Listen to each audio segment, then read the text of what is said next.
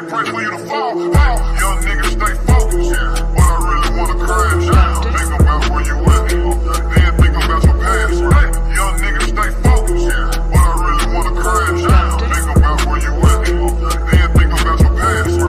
They don't want you to live. They don't want you to ball. They don't want you to live. They don't want you to ball.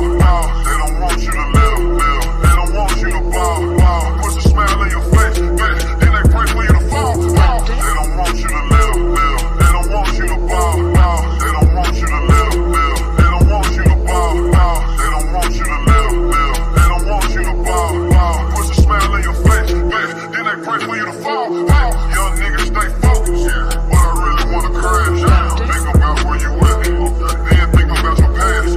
Young niggas stay focused, but I really wanna crash out. Think about where you at, then think about your past. They don't want you to live. They don't want you to ball. They don't want you to live. They don't want you to ball. They don't want you to live.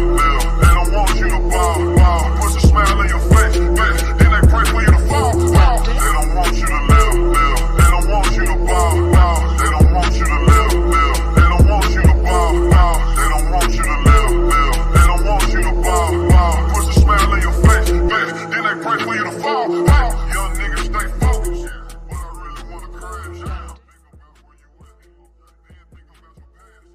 Young niggas stay focused, but I really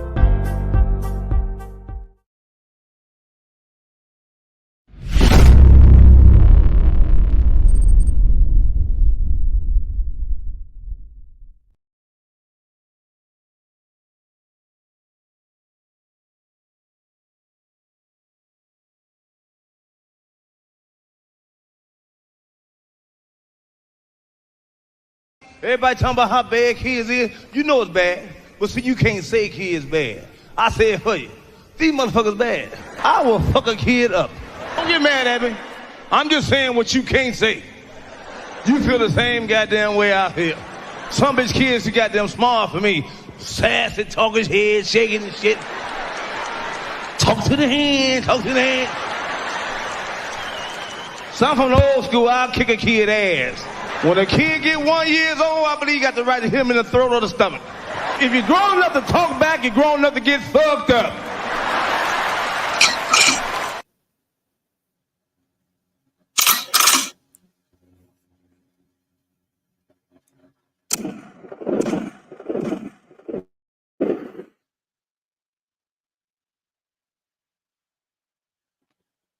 Trying to smear this great city. They're saying you're a bunch of fucking criminals, drug addicts, and pedophiles. That is not the whole city. That is a very small, specific section of the city.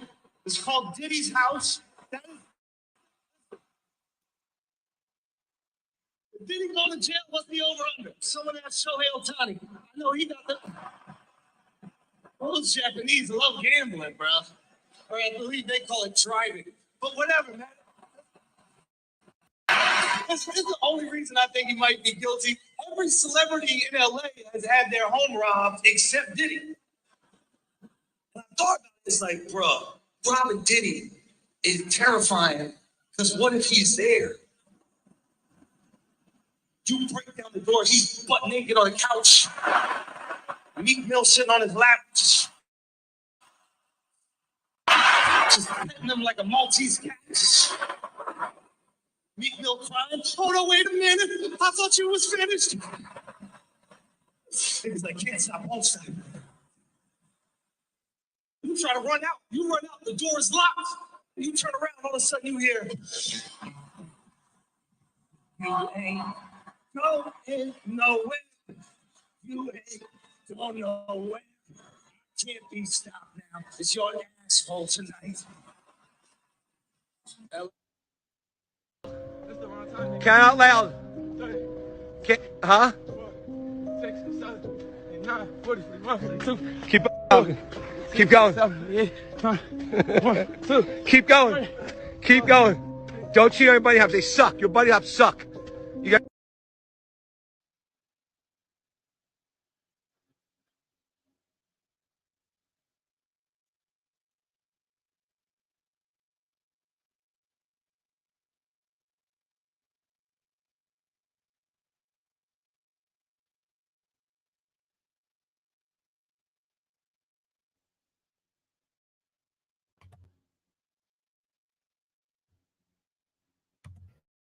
Breaking news.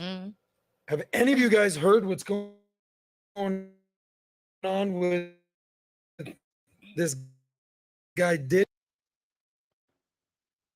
No, not Oh, Diddy Epstein? Sean Epstein. Sean Epstein. I'm thinking about my girl Cassie. Are we talking Me and about you. Carisha Me Maxwell? and You was the hottest song in the world Cassie, we at a love time. you. Here's the deal. We all know what's going on with Diddy. It's insane. These allegations, these stories, who's coming out, who's talking. We're going to be covering all that today. This dude has gone from making hits to making money, billionaire, to making headlines for all the wrong reasons. No good news has come out with Diddy in months, especially right now. Diddy's homes in Miami, in LA, ransacked by the property.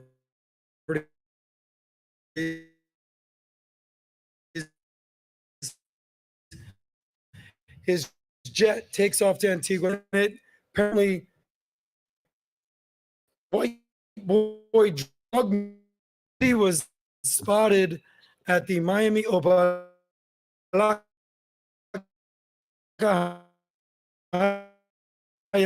the flea market. They spotted there at the he was not airport. arrested. There's an airport there. Yeah. There's that? a private airport there. The private airport. PC.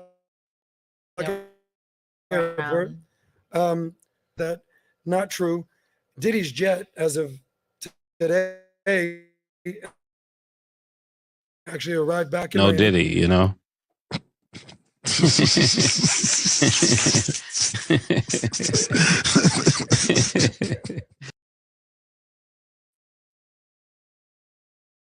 But it disappeared from the public tracking site FlightAware per the owner's request. So Diddy, I guess, did that. But Diddy hasn't been seen. Charges stemming from sex trafficking of minors, graping, and a whole host of allegations. Diddy, Bad Boy Entertainment, Biggie. Can't stop, won't stop. Can't stop, won't stop, because we can't stop. Take that. Could end up facing life in prison. It's absolutely insane. Malik, put up his comment. In the meantime, here's the lawyer's comment. Yesterday, there was a gross overuse of military level force as search warrants were executed at Mr. Combs' residences. There is no excuse for the excessive show of force and hostility exhibited by authorities for the way his children and employees were treated. That's Diddy's lawyer's comment. Diddy made a comment.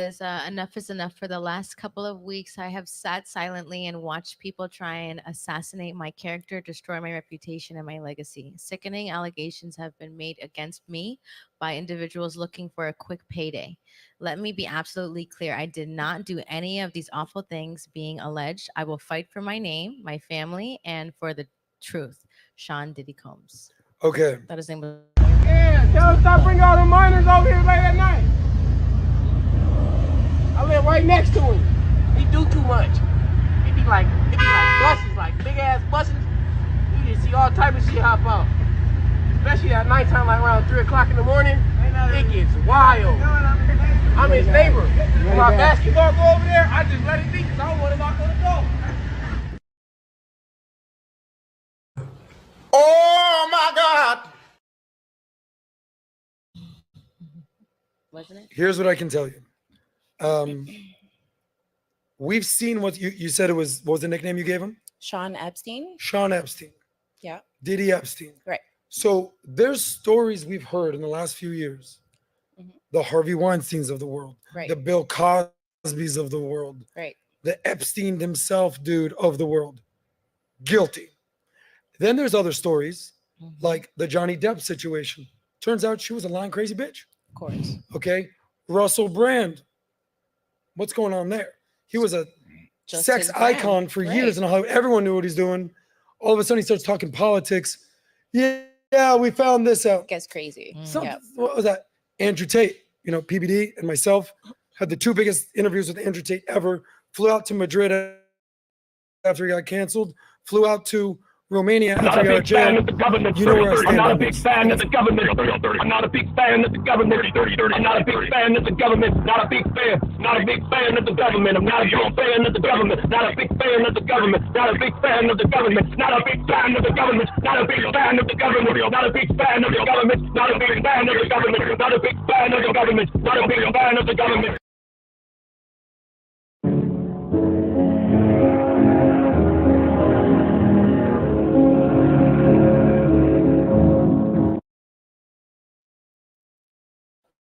All a bunch of fabrication.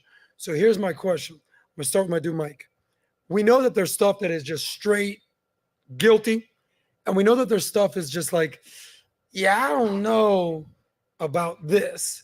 So Diddy made a statement. He basically is using the Shaggy defense. It wasn't me. Yeah. Is the situation with Diddy a way more, this is an Epstein guilty type of thing? Or is this a Johnny Depp Tate type of thing? Like, I don't know about this. Where do you stand on this? Yeah, I definitely don't think it's an Epstein situation. Hey, yo, what the fuck? Epstein was convicted of sexual assault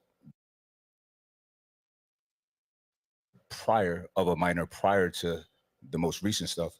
He has a legitimate track record, right? Diddy, listen, I know that maybe here's the issue. We live in a time in which there's voyeurism into everybody's life, right?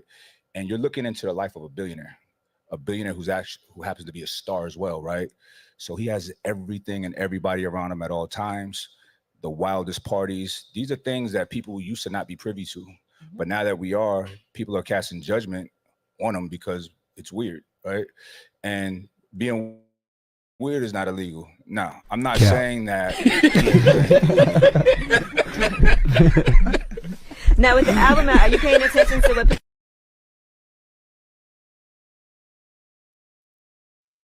But I have a hard time believing that he actually forcibly raped anyone. I have a hard time believing that he's sex trafficking people. Like, he's a billionaire. He's not a Now with the album out, are you paying attention to what? Drugs. But Epstein was a billionaire.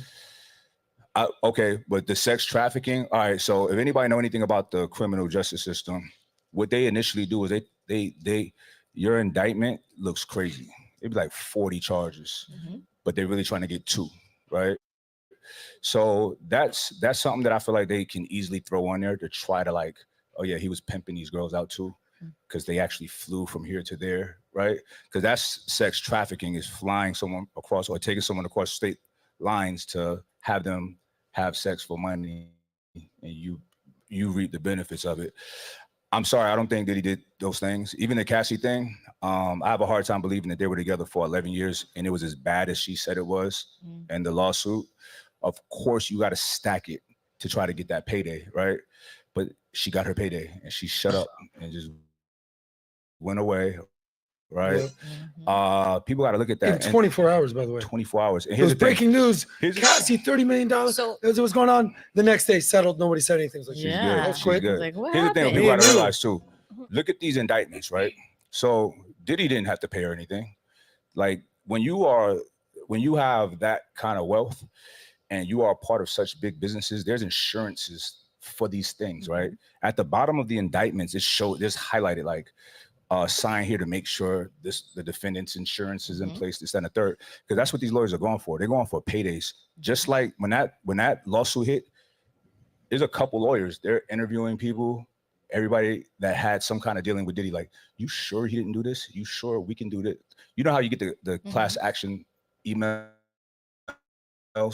It's a similar type of situation, right?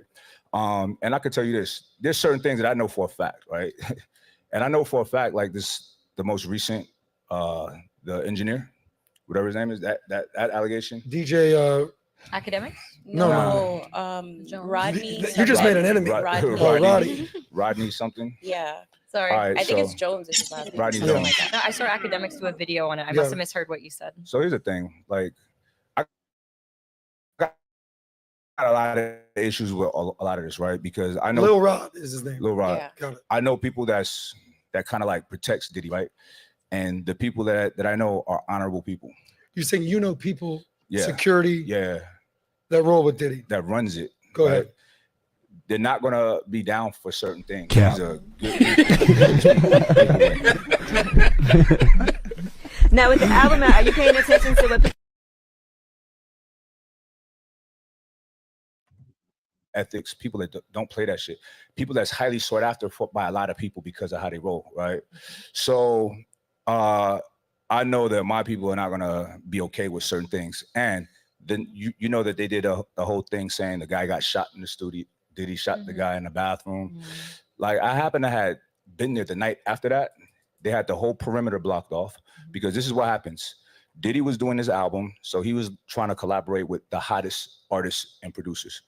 When we went there, everybody's there. I was like, somebody's gonna get robbed. Everybody's there with their jewelry. Like, it was like a meat fest because LA is active. People don't know LA is active, right? What do you mean by active? Like, is cats out there with their ears to the street knowing who's where, and they're robbing. Just to come up. Yeah. They're robbing. That's like They're the Wild robbing. Wild West. Oh, right I believe now. that about Literally. LA. That guy. Just look at all the headlines in the stores. So I believe they're doing it to the house parties. It's crazy. That guy got robbed. He got robbed outside, came in the studio dripping, but he was fine. It was like a graze, the hit. It was but not by Diddy. Do you know how ludicrous it would be for Diddy and his son to take a man in the bathroom and shoot him? No Diddy, you know. Inside the studio? Yeah, for sure.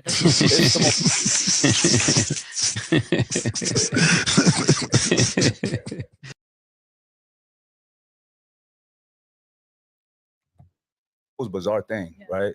So, and they're talking about this like it's facts. You know what I'm saying? And the crazy thing about it is the guys that shot and robbed that guy, they're in jail. This is public information, but here's the thing. If somebody with some influence say these things, well, Diddy, you know, I think Candace Jones talked about it, and it was wrong. It was a lot. It was Candace not true. Owens? Yeah, Candace Owens. Yeah. Oh my God. You know, and they brought up like a brother of mine, Fahim Muhammad. They said he has all these connections with the cops. I'm like, he don't. You know what I'm saying? Because you live in LA, don't you? Yeah. Because you're between LA. So I'm out there. And you also spend a lot of time in Miami. Yeah. You're in the fitness world, massive influencer.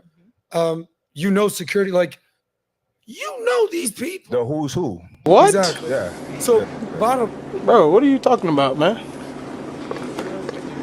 Bro, I'm out, man. That nigga's tripping.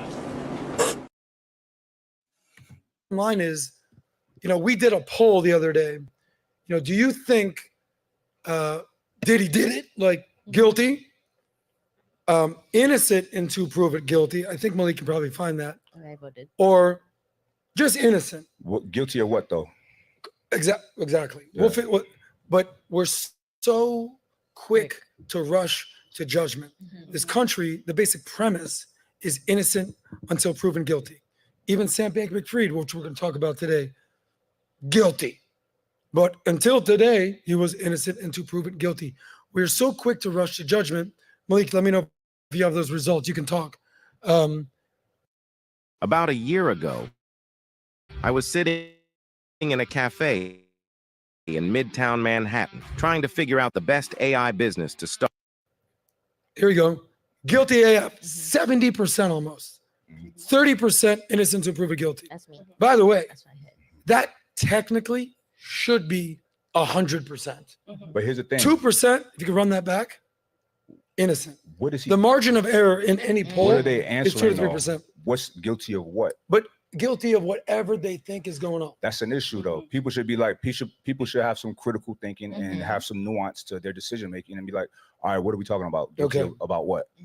No questions? Yeah, guilty. Could I ask you something? Do you feel like it's more so entirely fabricated, or would you say that there's some extent of it that is possibly like he's being the fall guy for something that's maybe a little bit bigger?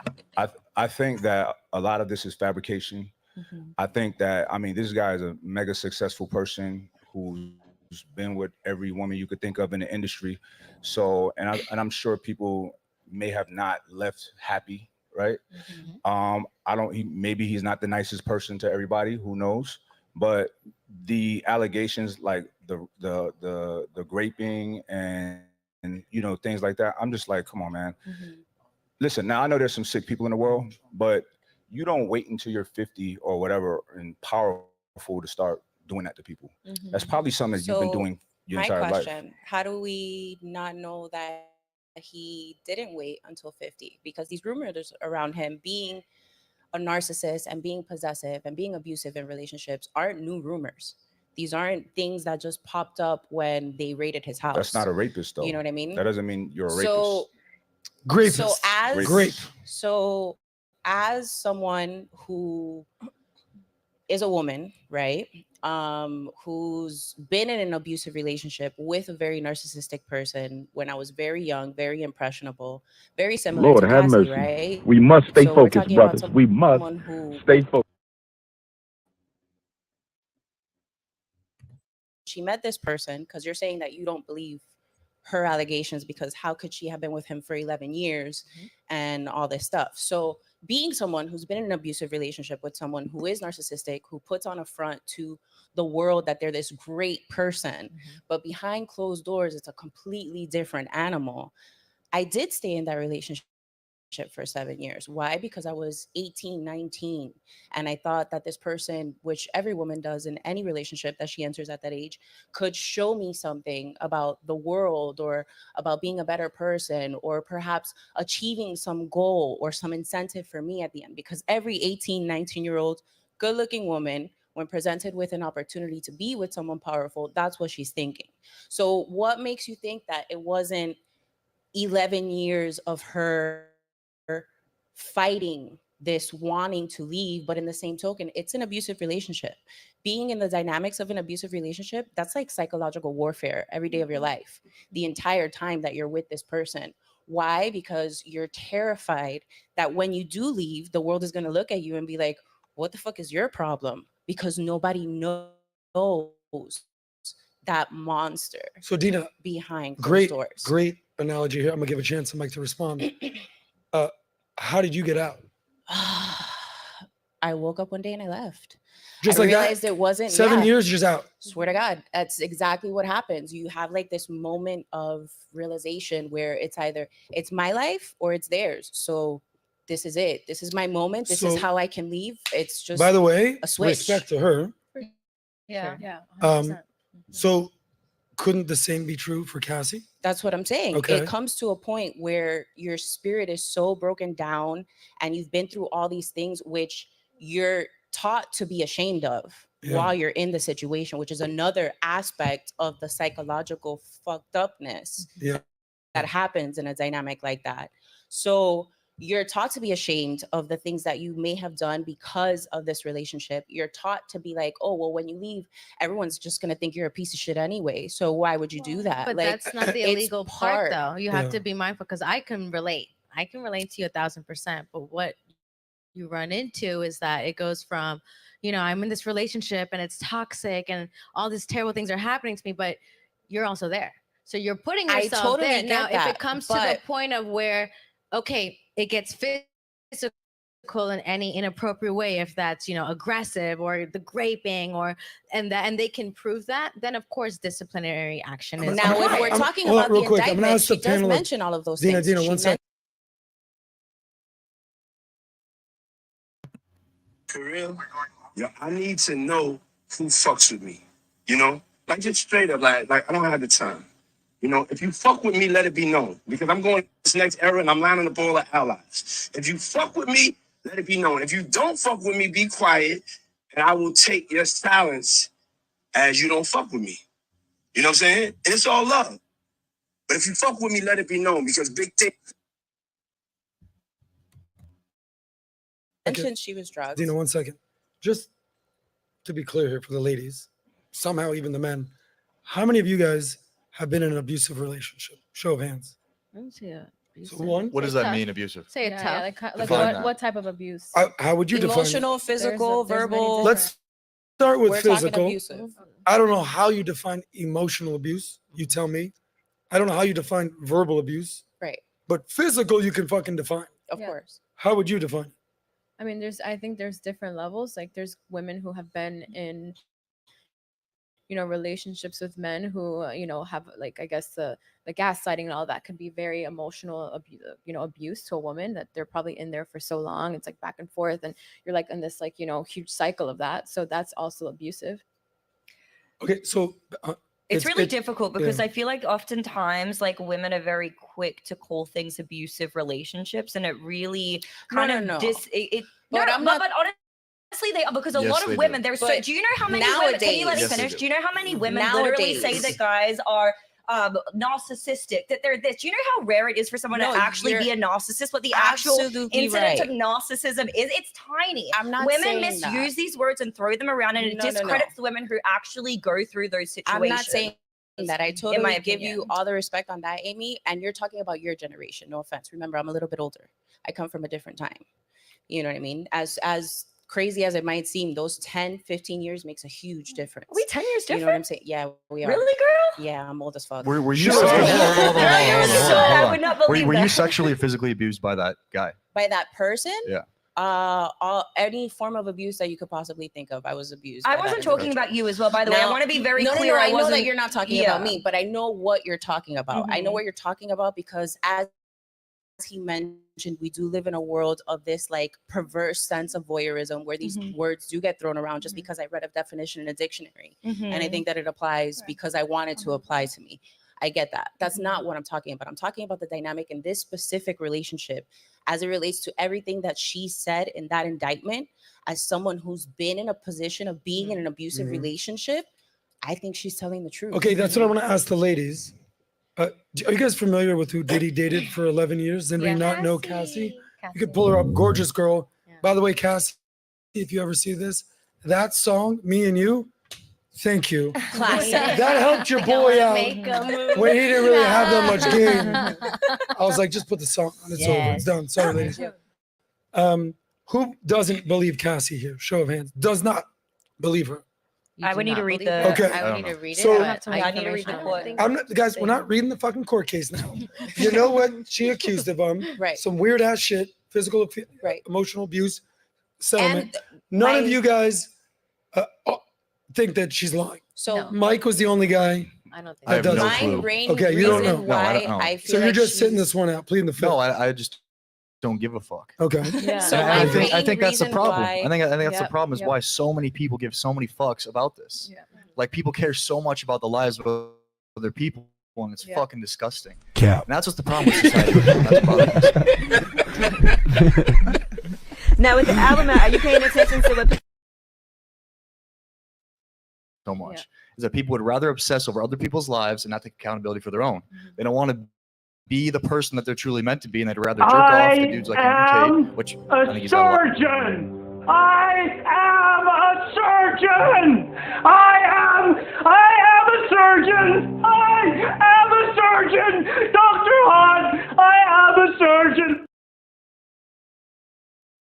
A lot of great points. I'm not saying he's bad, but they'd rather jerk off to other people's lives than actually take accountability for their own. And it's sick to me how these people are even as big as they are. It's because the people care so much about their lives. I'm not saying it's not good for us to talk about. I know child sex trafficking and abuse with women is something that's very hot, popular topics right now. And I think it's ironic timing for this to come out now. Yeah. But we don't know. We don't know. And I don't think people should obsess over it. I think people should wait until the court case comes out and that actually happens. But take care of your life. Like take care of your own fucking house. Like do things that you need to do to be able to become the person you need to be for the people in your life. Kian, I agree with you, kind of, and I'll tell you why. Perfect. I say this all the time on the Peabody podcast. The people, you know, writing, hey, fire Adam. No, Adam's the man, blah, blah. And one of the things I always say is stop worrying about what's going on in the White House and start worrying about what's going on in your house. I think we all can co-sign that. But the part B is like, okay, I also want to vote for the fucking president. I also want to know what's going on in the world. Like, everybody knows who O.J. Simpson was. Like, if you gave this speech to everybody about O.J., I'd be like, yeah, I'm going to find out what happened with O.J. You know? Come on. 18 points for Joker, only Nugget in double figures. 69-59. Golden State shooting 67. Hey, bro, don't fucking listen to Johnny Depp. It's like, I'm watching Pirates of the Caribbean. I got to know if he's a psychopath or not. Yeah. The reality is, people are going to want to find out what the hell happened with Diddy. Right. Yeah, So, but you are right. Yep. You should focus more on your life, and I think most people are. But there is certainly some truth in that people are obsessing about everyone else's shit when they should focus on their own. But it's also the emotional investment element to it as well. It's like I can be aware of what's going on and happening in the world without being overly emotionally invested. I think that's a problem. I agree. I don't think anyone's going to leave here tonight and be like, fucking You'd be surprised. Maybe not people here. 'Cause people here care about their own lives, I think, generally. But I think a lot of people out there that are brainwashed because they can't independently think to be able to be so you know what consumed by those it. people are called?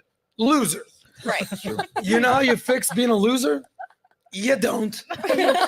You're a fucking loser unless you change your life. And that's kind of essentially what you're saying.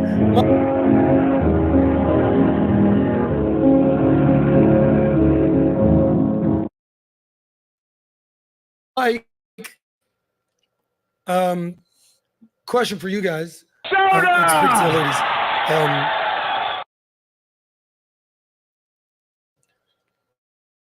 You brought up the fact that you and Amy kind of just got into it a second ago.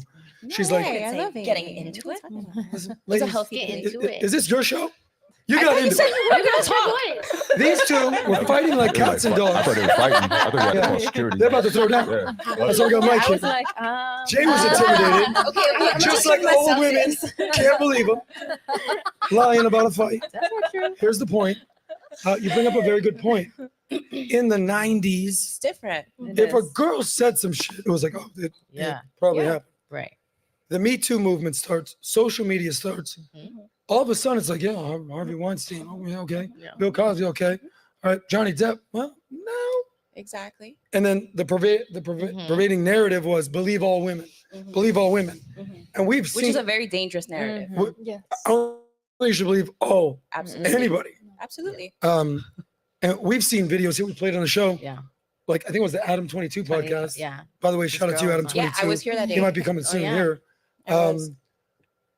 The lady was just like, yeah, I lied. I straight up fucking lied. Like, there's a big I lie called the in this man. cops. Yeah. Saying this on air. Yeah. I called the cops. They took away his kids. And I the shit. We're like, no, you're a psychopath. Absolutely. So, That's crazy. the little girl that cried wolf situation, I don't know how long that's going to last. Sort of the Cassie thing right here. But where I wanted to ask you was, today, a few hours ago, we had Trump's lawyer on, Alina Habba, right? We could probably show an image of her. He's got it. Well, he got And we were talking about the Diddy situation. And there she is right there. She was on, you could probably even show an image from the podcast today. Yeah. She was kind of in your camp, Mike, where, you know, and it's kind of weird. Diddy's basically saying it's a witch hunt. It's a witch hunt. I'm thinking, where else have I heard that before? Your client, Donald Trump. We just saw that 77% of people basically think he's guilty. 2% of people think he's innocent. The rest are in your camp, innocent until proven guilty. Speak to that almost from a stoic standpoint, why you shouldn't jump to conclusions. Because you don't know the facts. No one knows the facts. The fact that people are saying guilty without having a identified like statement of what he's guilty of, that's problematic in itself. So, you know, I can't even have a meaningful conversation with somebody. No Diddy, you with know. that premise that they're just saying guilty.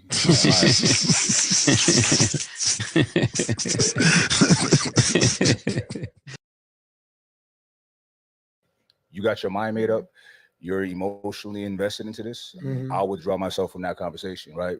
So healthy dialogue is important. And I understand what you're saying in regards to people being concerned with their own lives. That's very important.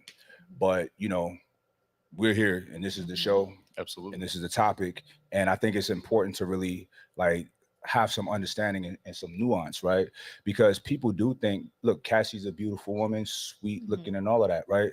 But Cassie was participating in freak offs for years, right? What And about Kim Porter? what are we talking about? Are we talking about Cassie? What or are name we did you talking say? about- Well, I'm saying But no. But abusers see, usually let's- have a history of abuse. Let's talk about what we're talking about, though. So Let's that's talk about part what of we're his talking history about. of abuse. Okay. Is his He's saying to stay relationship on with Kim topic. Porter. Okay, that's You're talking fine. about Cassie. I don't know much Different about that. person To be Oh. honest, I really don't know. I can't talk to that, right? I'm talking about the Cassie thing, right? So would you agree that he was found guilty in a civil suit? I don't. Yeah, we But all know the that. balance, We it's all on know the that. balance But of hold on. probability. Hold on. So, Let me address that though. As far as the No. civil suit, Let's Okay. address each thing as you go along. What does that mean, a civil suit? it means that there was enough probability of it happening that it scared his lawyers into giving Cassie money for it doesn't mean- before it went to a criminal trial. Scared his lawyers. Okay. Because he didn't make that decision. And I want you guys typically- to all understand that too. The How do you know that? decision to settle wasn't his decision. How do you know though?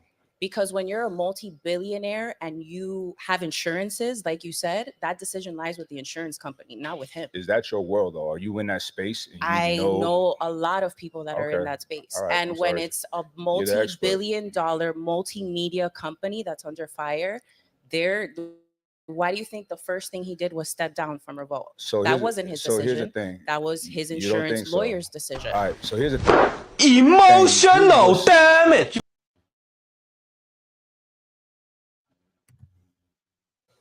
Problematic with certain discussions.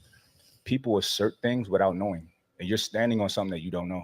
I do know. So- I've seen the press on okay. it. And just like you All said, right. at the bottom of a I'll civil remove suit, myself it from this does part of the say conversation his- because you know a lot more than me. I think you lost all credibility when you started talking about your own situation. I mean, You started I'm- talking about your situation and what that brought up inside of you, and then when you started doing that, then that made all logic and fact go out the window. Yeah, but I'm not speaking on an emotional standpoint. I'm no longer speaking on my. I know, but that was the first situation. thing I'm you brought talking up, so about therefore a everything after that's civil irrelevant. Lawsuit where he was found guilty of these allegations, where his You have to be lawyers aware were of your own scared bias. enough for him to go to a criminal court. So we're no longer speaking about me. Just because I interjected my own private experience was to show that it is possible for someone to go through these things and live a cookie cutter lifestyle to everyone else. And I know that from my own experience. What does that I'm say not about the speaking person from- in that position, though? What does it say about that If person? a It says person that she was an stays- 18-year-old impressionable girl who wanted a 18 career. for how long? Who it doesn't matter. Okay. It You're does right. matter. She was All with right. him for 11 years. So Okay. when she left, she was what, 28? You're good. You're good. So if she's in a situation that stunted her mental growth because you got her when she was 18 and you have her in this environment that is only her environment, that's what you that Do you know? becomes your You know normal. that most of the time they lived together, they didn't live together. He have an apartment in LA. He's in New York. She has her own place. You know, they Do weren't you together know for that 11 years, even right? though they don't live together, we're talking about a mogul who can Alright. travel at the dime, like the drop of a dime. Do you know she got her ass whooped plenty of times just for going out with her friends? And I know that because I know people that were friends with her at that what's up. time. You understand? okay. So Once you I'm get not physical, speaking yeah. from Listen. an emotional standpoint. I'm Okay. telling you If guys you know, look, you know facts that I don't. the You have inside information that I don't. So I can't properly like entangle with you on this topic. You know way more than me. I'm just giving my I breakdown. wouldn't say that. I've just Emotional damage. done the research in order to You be said able you to do state know. this. You said you know. I've done the research. Okay. is I what I've think done. at the Where do you end, research these things at? I'm sorry? Where do you research these things at? Where do I research these things Yeah. at? In the court indictment. So in you researched both the court indictments Yeah, I of did. all I the- read the oh, Cassie that's what's up. indictment. What to made its you full read the extent. Cassie indictment? Why? And do the Because research. I wanted Because I can to guarantee you, know. 99% of people are not reading. Yeah. Because I wanted to know if she was lying or not. Gotcha. But So what did the settlement reveal? But wait, To real me, quick, the Adam, settlement revealed. about the indictment. Right. So I know the indictment looked horrible, right? Right. Well, Okay. we're talking about the Cassie indictment, or we're talking about the Any indictment right now. All indictments look bad. You know what an indictment is? I do. So there's no input from the defense at all. At all. But It's I only also to make know, this person look bad. you're absolutely right. All right. I Great also point, Mike. know, though, in order for them to indict someone and to raid your homes in 2 different states, the judge has to see some pretty significant evidence. Okay, let me to tell you, yes, let me there's give a you just a suspicion little bit of this going on. of nuance. A judge isn't going to just sign off on an indictment and just be like, yeah, raid all his stuff just because you guys say so. I'll give you a little bit of there's indictment. rules to that. Let me part give of you a it little too. bit of nuance to indictments from personal experience, right? So there was once upon a time that I had a really big criminal case against me, right? There was an indictment, the whole 9, right? It was self-defense essentially, and essentially I got off. I beat it, right? But the indictment, they wanted an indictment, so they had to stack everything so crazy. So it was a home intruder, a home invader, and I protected my household, my children, myself, and my girl. Every bullet that was fired was put on my indictment as a crime against my children. Understand. Right? Is it crime against your children? Yeah, ag because there's assault kids in the house. against my kid, as if I was look. As if if you you're gonna read, shoot your own kids. If you was to read the indictment, it's like I'm shooting my kids. Yeah. Right? Gotcha. So indictments are one-sided. They always look horrible, right? Look, I'm not saying Diddy is an angel, right? But when we're talking about if somebody's, graping people and things of that nature, I'm not talking about how nice he was, if he was a narcissist. I don't care about any of that, right? But when you're like about to try to take a man's life away with that, like it's like let's really identify what happened and let's get some proof on the table, because just saying somebody did it because this girl is nice and she's sweet and she's innocent, That's not why I'm that holds saying no it. weight for me. That's right? not why I'm because saying here's another thing that no one's really talking about. She's in a situation that she's hoping for some kind of exchange, right? Is that fair? She I was. wouldn't say so. If you look at, I read the indictment, right? That one, only because everybody was talking about it on social media. She was hoping to get all of these records put out. She signed a 10-album deal, I believe it was, with him. All of this was in hopes of becoming a star, right? So there was things that she wanted out of this too. And there was things that she actually got out of this too. Excuse me. So, it's just like the rich guy is always the bad guy. The rich, powerful guy who got it. Hold on, made. Dana, one sec. Okay. By the way, great point about the indictments. I would say the majority, I almost went to law school. Thank God I didn't got into finance media. This shit ain't for me. What a point. Did you guys even know how the indictment stuff worked? Any guys? Yeah. You did? Yeah. I guess these guys are all attorneys out here. I didn't. I didn't know. Good to know. No, we're learning here. Okay, I guess we got. We got the smartest girls on these shows. No, I didn't say I knew. What a point. Thank you. And just to kind of wrap this segment up, innocent until proven guilty. These allegations, we're going to go through them. Pretty freaking wild. Can I make one more comment on that too? Yeah, go ahead. Yeah, no, I think it's pretty fascinating. So just as I called you out for the emotional experience associated with your own life experiences, there's also the opposite end on this side, right? So both of you are the most passionate people talking about both ends of the spectrum. And he had a personal experience that was relatively similar. Right. And you also had an experience that was relatively similar. Right. So we have to be aware of our biases as people Exactly. when we're making decisions for what we think is right and not. So really at the end of the day, the court will decide, and we have to be aware of our own biases. No, I definitely agree with you guys. And I don't want to make it seem like, I'm on this witch hunt for this black billionaire. I love black men. That's actually my preference. You know what I'm saying? So that's not even That's what's going on. that. It's not Sort of even on that type of tip. It's contentious just love. when you read certain documents and you think of it, right? And you think of the extent that they had to go through to execute these raids on separate sides of the spectrum. Hold on a second. They actually got Miami Beach PD to stop drinking coladas and eating croquetas for 15 minutes. Okay. That's a big deal if you're not from Miami. That is a big and gas up the speedboat and head over to Diddy's house. Yeah. So in order for them to go through these great lengths, this is my point. Not saying he's guilty of all the This allegations. is your observation. Okay, From right. your perspective. So I'm not saying he's guilty of everything either. I'm not saying that. My thing is that where there's smoke, there's fire. You understand? So if Dina, they hold on. took the time. Final word, and we're going to the next topic. All right. Wrap it up. You think that it's a lot to get them to go and raid someone's house? It's not. It's very easy. There's YouTubers that get squatted or swatted all the time. Yep. Right. We're And talking so- about a it's SWAT, so- though. We're not talking about a bi-coastal raid. A SWAT, that's majored.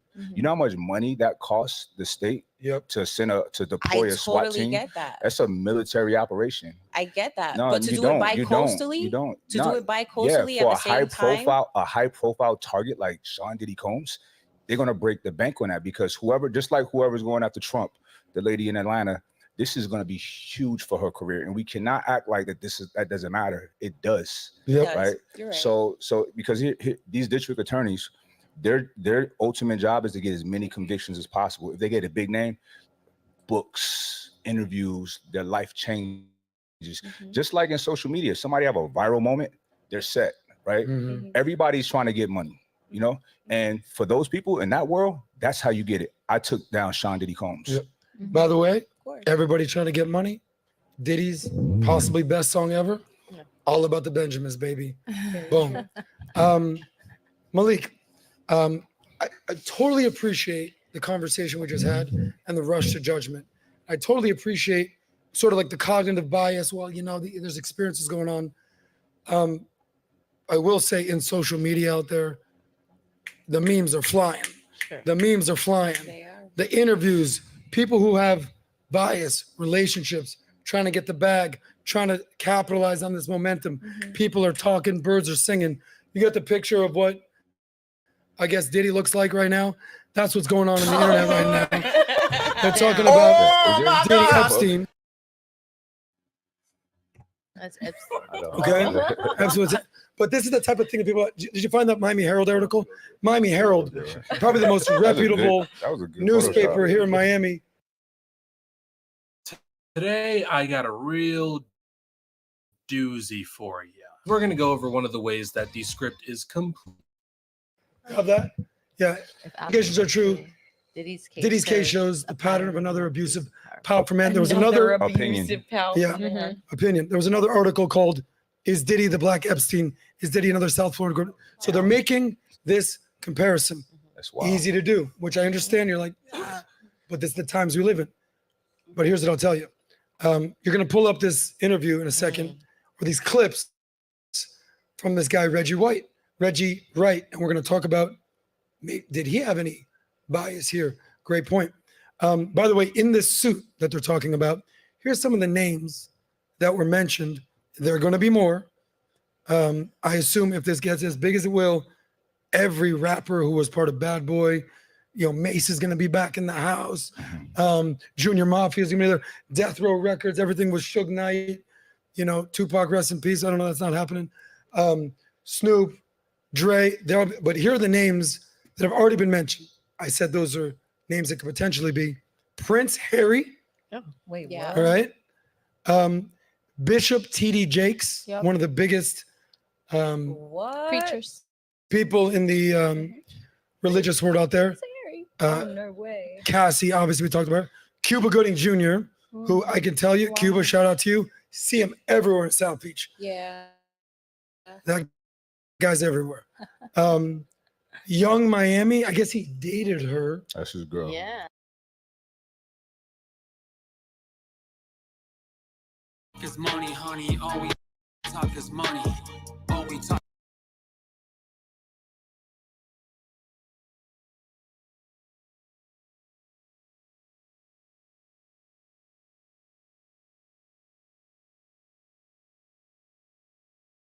Pay her bills and buy designer, but I don't love her. She just play a part when it's time to smuggle. I pull up, pick up that bag and burn. I got a sweet tooth, but I stay up with some suckers. Nobu and Malibu was my last supper. I fucked her in rush hour traffic. Everybody screaming. When folks come and get you, you gon' tell on her. She said, can she fuck me with my diamond shine? If I ain't in the bank, then I'm on the.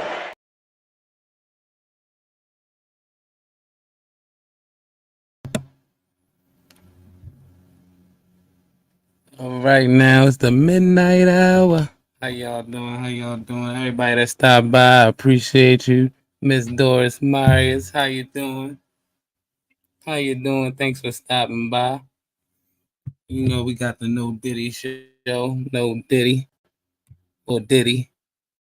We don't know. But, you know, we finding out some things as we go along, and it's getting interesting. It's getting interesting. I just got a couple things to say about that last video. I don't know, what is this thing, like, people keep going, especially these celebrities, they keep going for this notion that, oh, if you so invested or if you know this information, like nobody's claiming to know information. Of course, people talking because it's public information. All these celebrities been in the public eye for many years, influencers. You know what I'm saying? Like we lost so many deaths behind, you know, these celebrities. And as we go on, we hear the story. So many people traumatized. You know, so I just feel like, yeah, there is a balance to it, you know. We shouldn't be like over like, you know what I mean, like taking all day like you a private investigator to solve the crime or try to solve the crime yourself. But we just take what we, you know, what we find out in the whatever, the news or, you know, reports. And that's what I think the average do. I don't know what this thing is like, oh yeah, why y'all care so much? And you don't know nothing. Like they're not in court, like they just speaking their mind based on their experience. They at least gotta hear them out. You know what I mean? Like to some extent when it comes to these situations. You know what I mean? Like this game is dirty. We come to find out. And I think the more they open the lid on it, it's gonna open up a lot of other things too. Whole can of worms. So it's like, you know, we've been lied to for a long time. And it's about time like we get some answers. Like they keep telling us we're not gonna get no answers. We just sit there and let things fly. Like if you know, starting a business and you meet a potential business partner, you don't really know all that history. You want to know all that history, but you just know they're a potential business partner. You know what I mean? You don't know about all the dark stuff that's going on. But then you find out, like, or you hearing this and that. Like you don't go research, like what, you don't ask around, you don't like figure stuff out. Like, what is these people talking about? I'm just not going for it. We're gonna go into some other things here.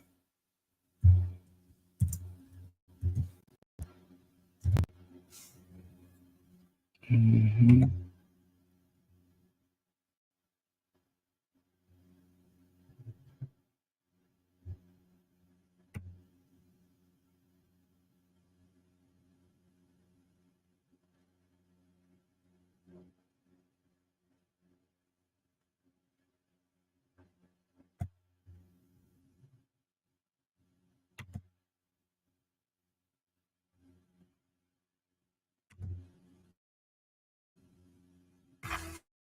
Nickelodeon was kid everything, but that marked one of the darkest chapters.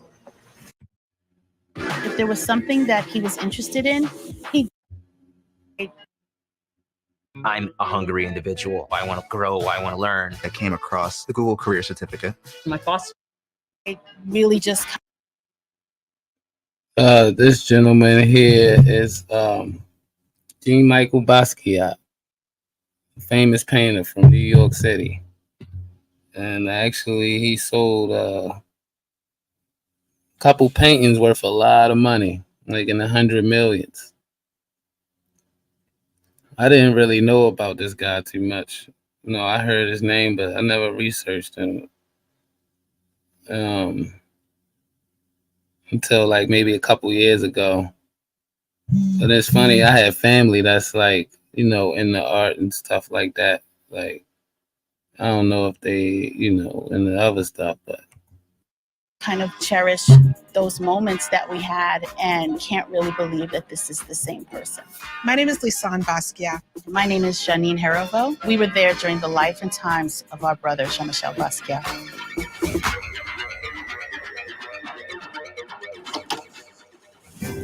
Jean-Michel was born December 1960 in Park Slope, Brooklyn. Eventually, we ended up on 35th Street in the East Flatbush section of Brooklyn. It was really a very old Brooklyn neighborhood where kids would play on the street and we'd play hopscotch and double dutch and the ice cream truck would come down. As a child, I would describe Jean-Michel as curious, mischievous, playful, quite the prankster. So he would do things like leave bugs on our bed and make coffee and tell us to drink it, and it may not have coffee in it. We were kids. It was summertime, and there was some kind of a block party or something happening. And there was watermelon on the table, and our mom was cutting the watermelon up. And so Jean-Michel says to me, he says, you should eat the watermelon seeds because if you eat them, then when you sweat, you'll sweat watermelon juice. All you have to do is stick your tongue out and you'll be able to just like drink watermelon juice all the time. And my greedy behind, I did it. It was ridiculous. So we three are the children of a Puerto Rican mother and a Haitian father. Our father came to this country when he was less than 20, and he used to tell the story that he came to this country with a toothbrush in his pocket and couldn't speak the language, and it was cold. And then our mom was from Brooklyn and Puerto Rican. And so we grew up within the context of that and all that that meant in terms of what their dreams were for their family and for their children. One of the things that our mom did was she brought Jean-Michel to the Brooklyn Museum to ensure that he got a membership card. And so he became a member at a very, very young age. Jean-Michel had difficulty in high school because he was one who just didn't really excel in kind of the traditional setting. And I think that his mind was genius-like and he was just bored. And so because of that, he tended to get in trouble with his teachers because he couldn't stay focused. Or right around the time he turned 17 was when he actually left. Our father came from Haiti, where you are successful when you are a white-collar attorney, doctor, accountant, or when you're in business. Just imagine being a teenager and telling your Haitian parent that, no, I'm not going to be a businessman like you vision for me. I'm going to go and do this other thing that's risky, never been done before. And so he went off to go and do that. So it was a very stressful, strained, and a scary time for both of them. I realized that things were starting to unfold for Jean-Michel when I went to a show that he had at the Adina Nozay Gallery. He invited us all to this opening that he had, and it was like filled with, they started to recognize that he was really doing well and making this happen for himself. It is a huge misconception that Jean-Michel left home and never saw us again. But Jean-Michel came back. He knew that he had to come back and let my dad know that he had made He showed up at 7 o'clock in the morning, and he rang the doorbell in a limousine, tired, with these dreadlocks he didn't have left. And the first words out of his mouth was, "Bye, made it."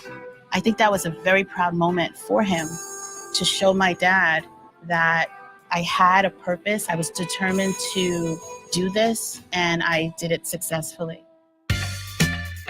Jean-Michel loved movies and books and music. He had a wall full of videos. He was an avid reader. Jean-Michel was a world traveler. He was a collector of various things, from other artists' works to baseball cards, and he just had so many different interests.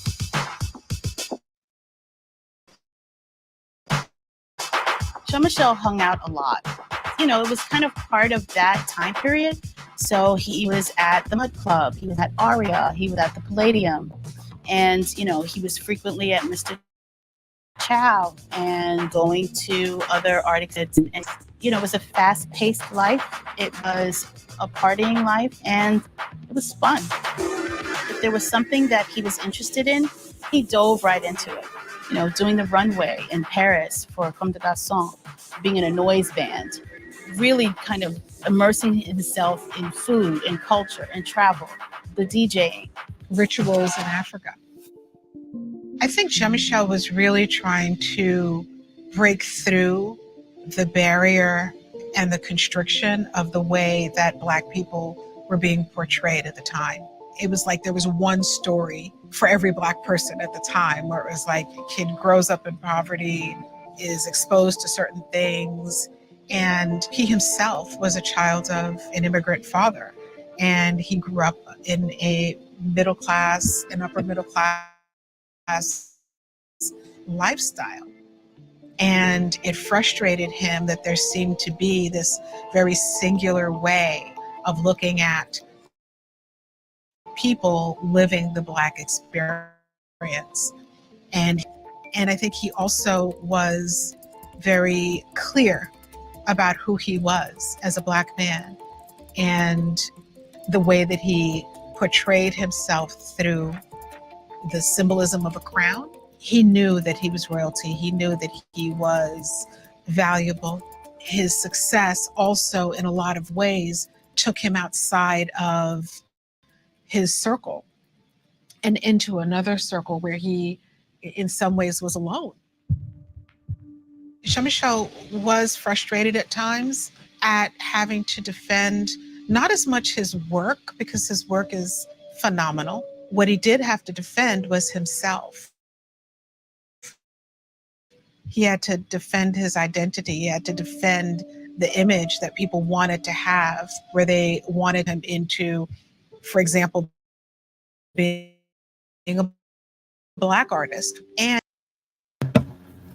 Just to let you know, give you a little education. Some of the paintings he sold, like he sold for good money too. Like I said, hundreds of millions. So he got one he sold for, it's called Untitled, sold in 1982. It was 110 million. Then he sold another one in 1983 in the case for 93 million. And he has another one untitled.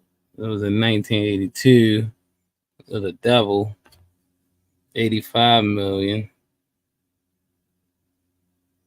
And then Phillips in 2022, Sotheby's, Sotheby's, 2021. This man has some successful paintings. So just to give you an idea.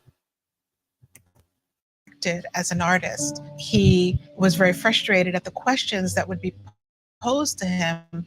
Like, I remember this one interview, and I don't remember who it was with, but he defended the fact that he was an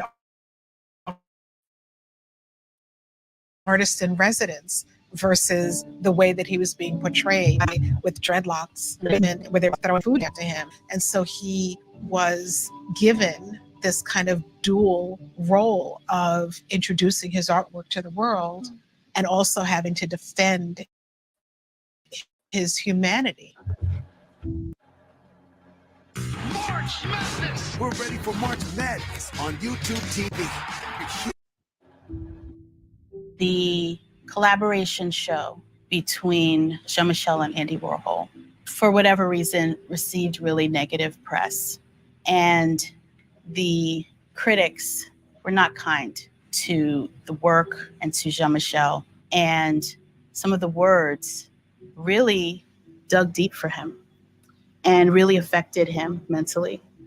And he pulled away from a lot of people. He distanced himself from Andy. And then shortly after that, with Andy's passing, that really, really hit him hard. I called him to express my condolences. He could really barely talk on the phone. And so I think those two things just had him at a place where he felt alone. I think that that's probably one of the things that hurt the most, was that he was in that place and was feeling that way right around the time that he passed away. You know, for years afterwards, I would think, you know, if he could have just, you know, seen himself around that corner. He had a family and we all loved each other very, very much. And we all still do. Ultimately, you know, we lost a brother and our parents lost a son. And that's very tough to live through.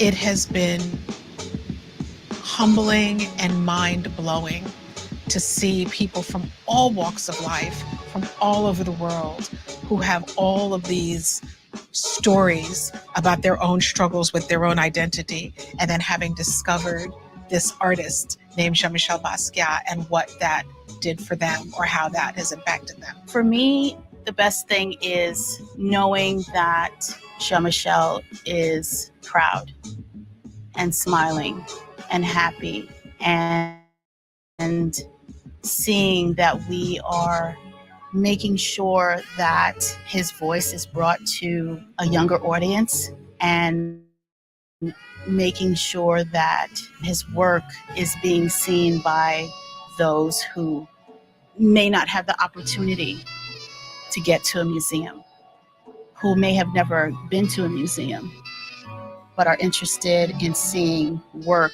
of someone that looks like them.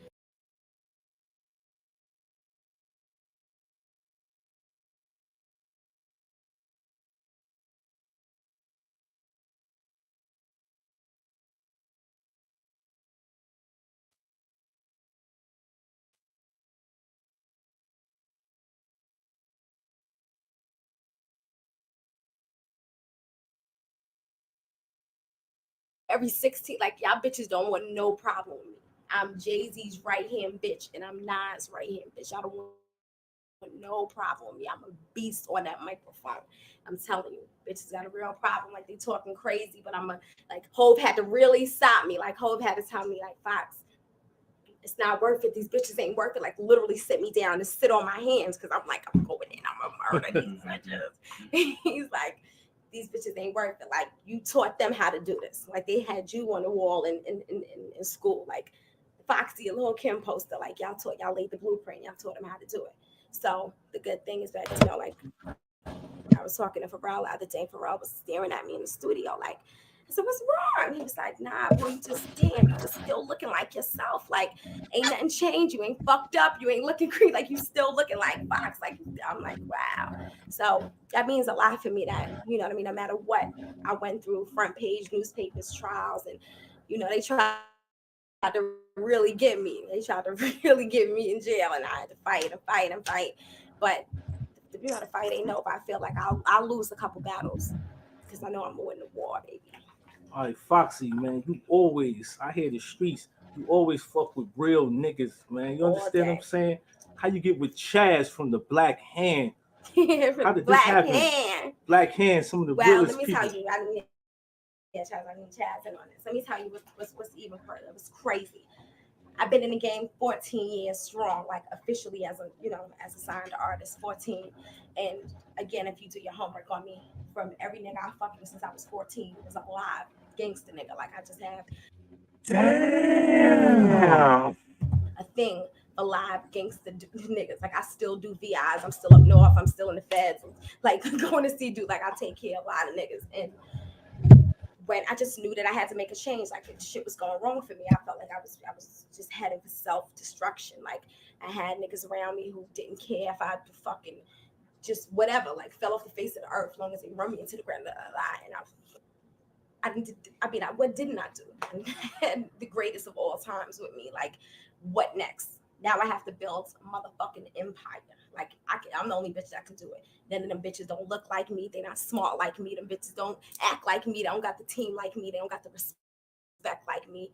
I'm like, fuck it. I might as well just do. I gotta go in. So I'm, doing my hood homework and finding out, like, yeah, who is who or what is what. And I talked to a couple of dudes. I talked to a couple of live niggas, and I sat down with a couple of my dudes that are in a business that are trying to manage, and I just couldn't. Like, it just kept coming. I kept coming up like at a dead end. So my cousin Juju from 40 Projects called him and I said, Ju, like, what am I going to do? I need. So I called my cousin Juju, and again, I'm from Brooklyn, so the Calvin Kleins and Demencios and Tweety and D Nice, those are the niggas that were the gangsters of my time when I was coming up. But I also knew right across the BQE, there was a gangster, you know what I mean, a real live lasted the real true gangsters. And I knew who, I knew it was Chaz Williams, and I knew that I wanted to be a part of whatever he was a part of, because the fact that I've been able to overcome adversity and basically come out unscathed, which is an important thing. Like you know what I mean? Like no matter what they try to put on me, I always just, every time I hit the ground, I bounce up like a round ball. Period.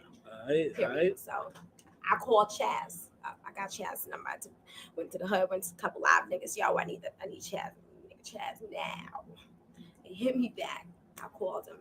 So what's up? It's Fox. Who? I was like, it's Fox. Fox who? Foxy Brown. I'm like, yeah. He said, oh shit, baby girl, what's up? I'm like, what's up? I've been looking for you. Where you at? And he's like, yo, let's go. Come on, let's do it. And it was from that moment on, I've never felt like, with the entire team, like I love the entire Black Hand team. I would do anything for any one of these niggas. Like I love all of them. It's been the best. I'm saying right now, it's the best feeling. My first intro into the game, my golden era, Big and Jay and Uns and Steve Stout, and that era was great to me. But I had a real fucked up few years in between, and now I feel like it's 96 all over again. I told Jay-Z that this morning. I said, damn, I feel like it's 96 all over again. So okay, Fox Boogie, we heard the single with Graf and Prince blowing up the streets. You are a monster on the lyrics right now. For real. I've been a problem on them lyrics. Let me tell you, the crazy shit is when my first record, like Ain't No Nigga, people don't know. They think I Shot You was my first record, but Ain't No Nigga was actually the first record I ever recorded.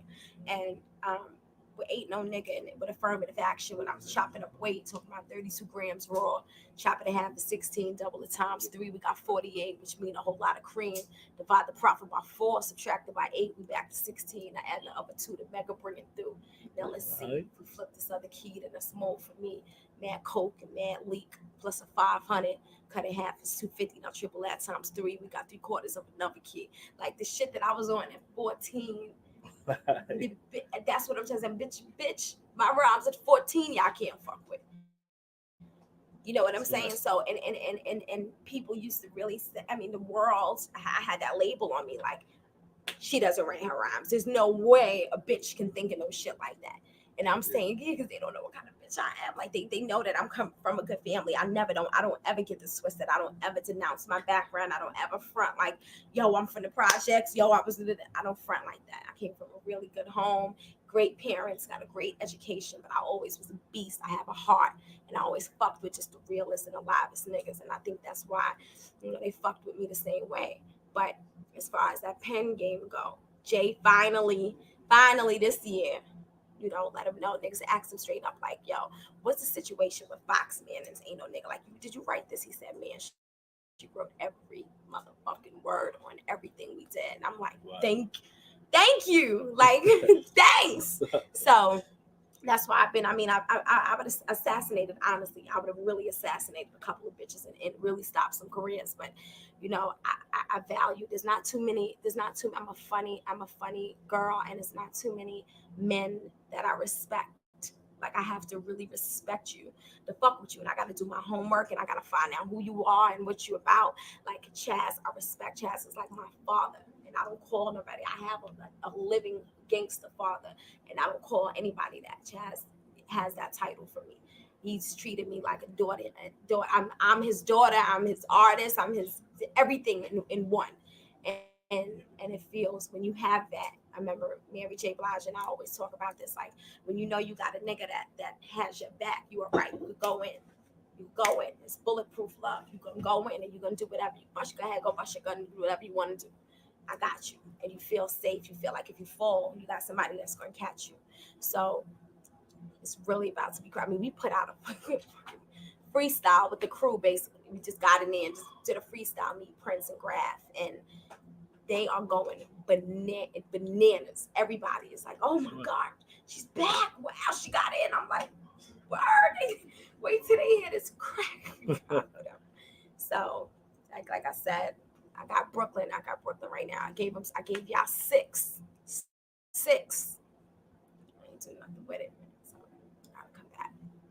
Foxy, you pull up in the range. I mean, you looking good. I mean, you like Foxy Brown. Doing it. It's called Foxy Brown Presents Brooklyn's Dawn Diva. I'm gonna have every gangster nigga on the interlude calling from jail. And I'm talking to him, and I have all the DJs, and I'm freestyling with it. And I have my whole crew, and it hits retarded, and it's just big.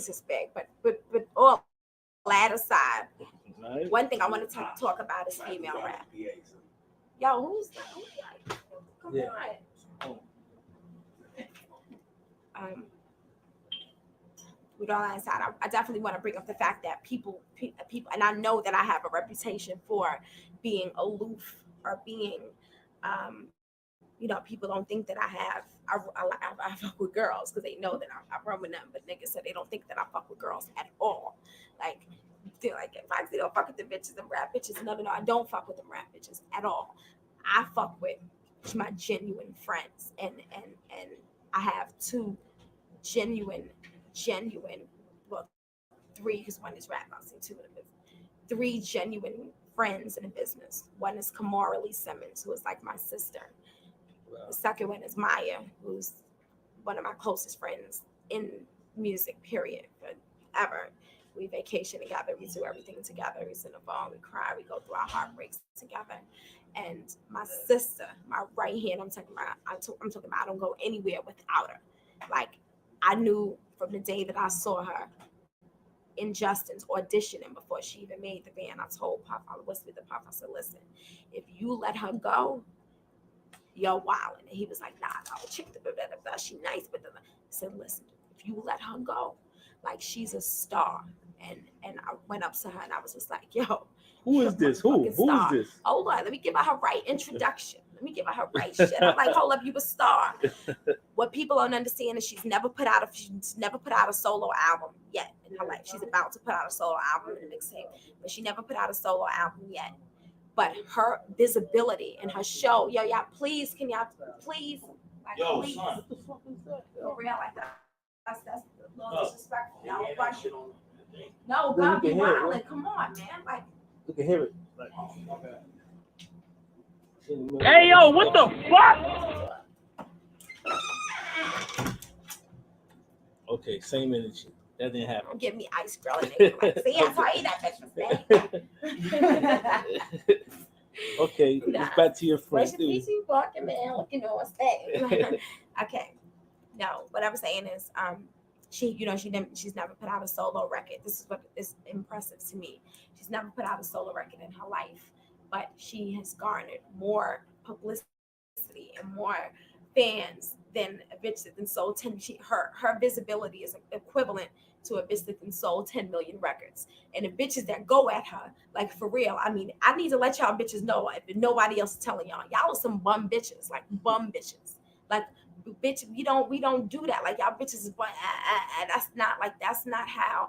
Like, if you want to do, look at the blueprint. If niggas want to look at Hov and say, well, damn, I want to get to that level of success where Hov is. I want to do, I may not do it exactly like Duke, but I want to take some. Don't be afraid to take a little bit of Hov and a little bit of the Esco and them niggas that really did it. So when you looking at Fox and Kim and saying, damn, y'all made me want to rap, well, shit, you disappointed me because you sound horrible. Like, you look horrible, you sound horrible. It's so funny because I got this saying, man, if it walk like something, talk like something, and act like something, then it is something, right? So my thing is, some of these female rappers have the wrong approach. They want to be my friend, and instead of approaching me like, hey, how you doing? Like, say Trina, who approached me with that best respect, like, I love you. Oh my God, like you made me want to rap, and I love you. And she just had the most respect. Another chick with y'all went up at that battle, like, and I'm looking at her like, you bum ass, like, you should fuck you mean battle, like, you bum, like, nah, like, I don't do that. I'm a businesswoman, baby, like. Lucky is the Godfather, because I'd have been like, ah! But no, like, I always tell him, I say, like, me not responding is not me. It's never be me being soft, ever. This is nothing pussy about me at all. Like, I get it in for real. Like, I catch a case for going in a bitch mouth early. I have no problem with that. But it's certain times I have to really grow up and be the businesswoman that I am.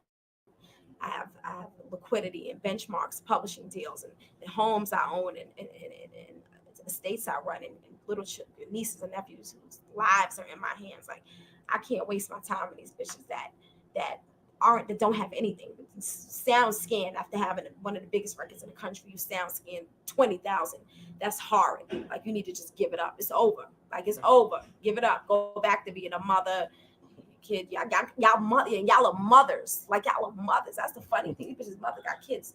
Hey, yo, what the fuck? Like, I'm 26. I'm still the youngest chick in the game. No kids, no nothing. Like, so I can't respond. And I'm like, Jay, I can't respond. Damn, Chaz, I can't respond to these bitches. Brooklyn's Don D. And that's just what it is. Fox ain't got no kids, 14, 15 years old. Like, I'm 26. I'm still the youngest chick in the game. No kids, no nothing. Like, so I can't respond. And I'm like, Jay, I can't respond. Damn, Chaz, I can't respond to these bitches because I'm not making their career. Because once I respond, it's over. Everybody wants to know, what are they going to say next? I'm not doing that. So that's why I have my right-hand chick. You can put the camera on my right-hand chick. Right now. Shit, Babs? Yes. Bad boys Babs own. up in the house? Bad boys own. Wow. Bad boys own. First lady of the streets. First of all, I gotta let it be known. Like, I'm tired. I'm sick. I'm sick of the birds. I'm sick of the punk bitches talking about they thugs and they get it in, and y'all studio gangsters. Y'all real studio gangsters. My girl Fox ain't got no time to be battling y'all. I don't got no time to be battling. I'm fucking bitches up. Like, if you say something about me when I see you, I'm going in your mouth. That's it. I'm not wasting my time in the booth writing a freestyle, about any bitch, and especially when y'all whack. You know what I'm saying? You heard my girl. She said, like, I don't got a solo album out yet, but I still got crazy fans. So if I come at a bitches is gonna be like, oh shit, like, yo, what the fuck? So it's like, yo, I'm gonna give you, matter of fact, this is what I'm gonna do. I'm gonna whip your ass, and then I'm gonna write a rhyme about that. That's how it's gonna go down. I'm gonna whip your ass, then I'm gonna go straight in the booth. After whipping your ass, I'm going straight in the booth, and I'm going straight to the radio station. Listen, I just whipped this bitch ass and I laid this track down. The world needs to hear it. Like, I'm tired. I'm tired. Like, my baby girl is the truth. The band is a rap. I don't got no time to play games no more. I'm being real now. Like, and that's just what it is. And it's a BK connection all day. Black hand all day. You already see where I'm at. Tell them how. Like, what about you? Like, what I told you that made me want to really snatch you up. I don't. It's known. It's a known fact. I don't fuck with bitches. Like, I just don't. I feel like bitches ain't live enough. I'd rather fuck with a nigga any day. Fox show me love, which, like she said, when people. There's nothing pussy about me at all. Like, I get it in for real. Like, I catch a case for going in a bitch mouth early. I have no problem with that. But it's certain times I have to really grow up and be the businesswoman that I am.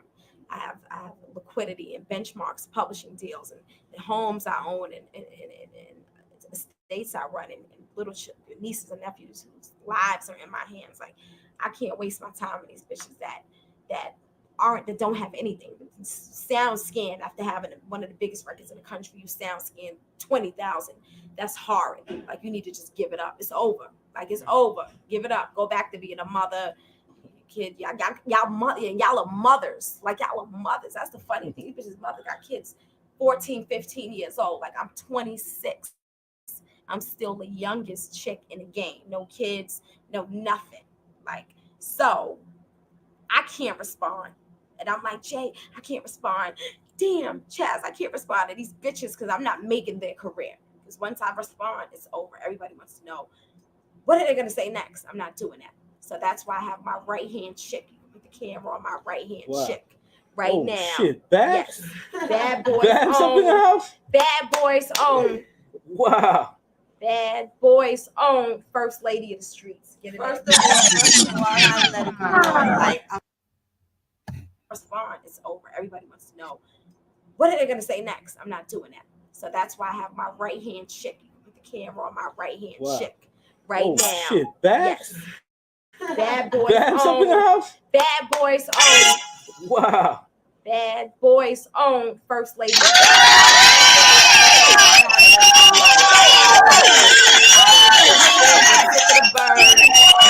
Punk bitches talking about they thugs and they get it in, and y'all studio gangsters. Y'all real studio gangsters.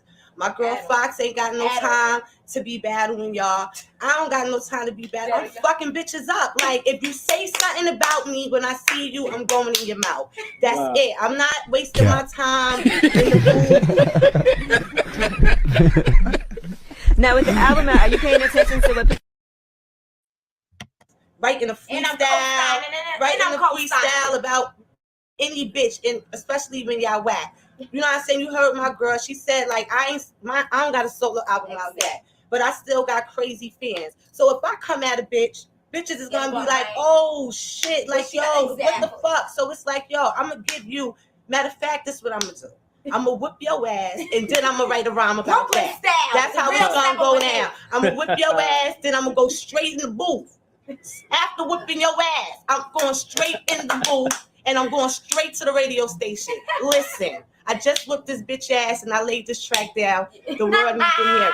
Like, I'm tired. I'm tired. Like, my baby girl is the truth. The band is a rap. I don't got no time to play games no more.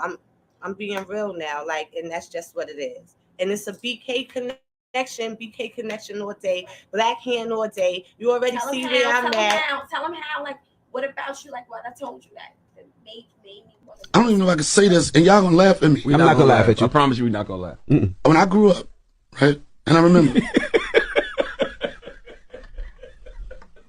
No, I'm not laughing at you. It's known.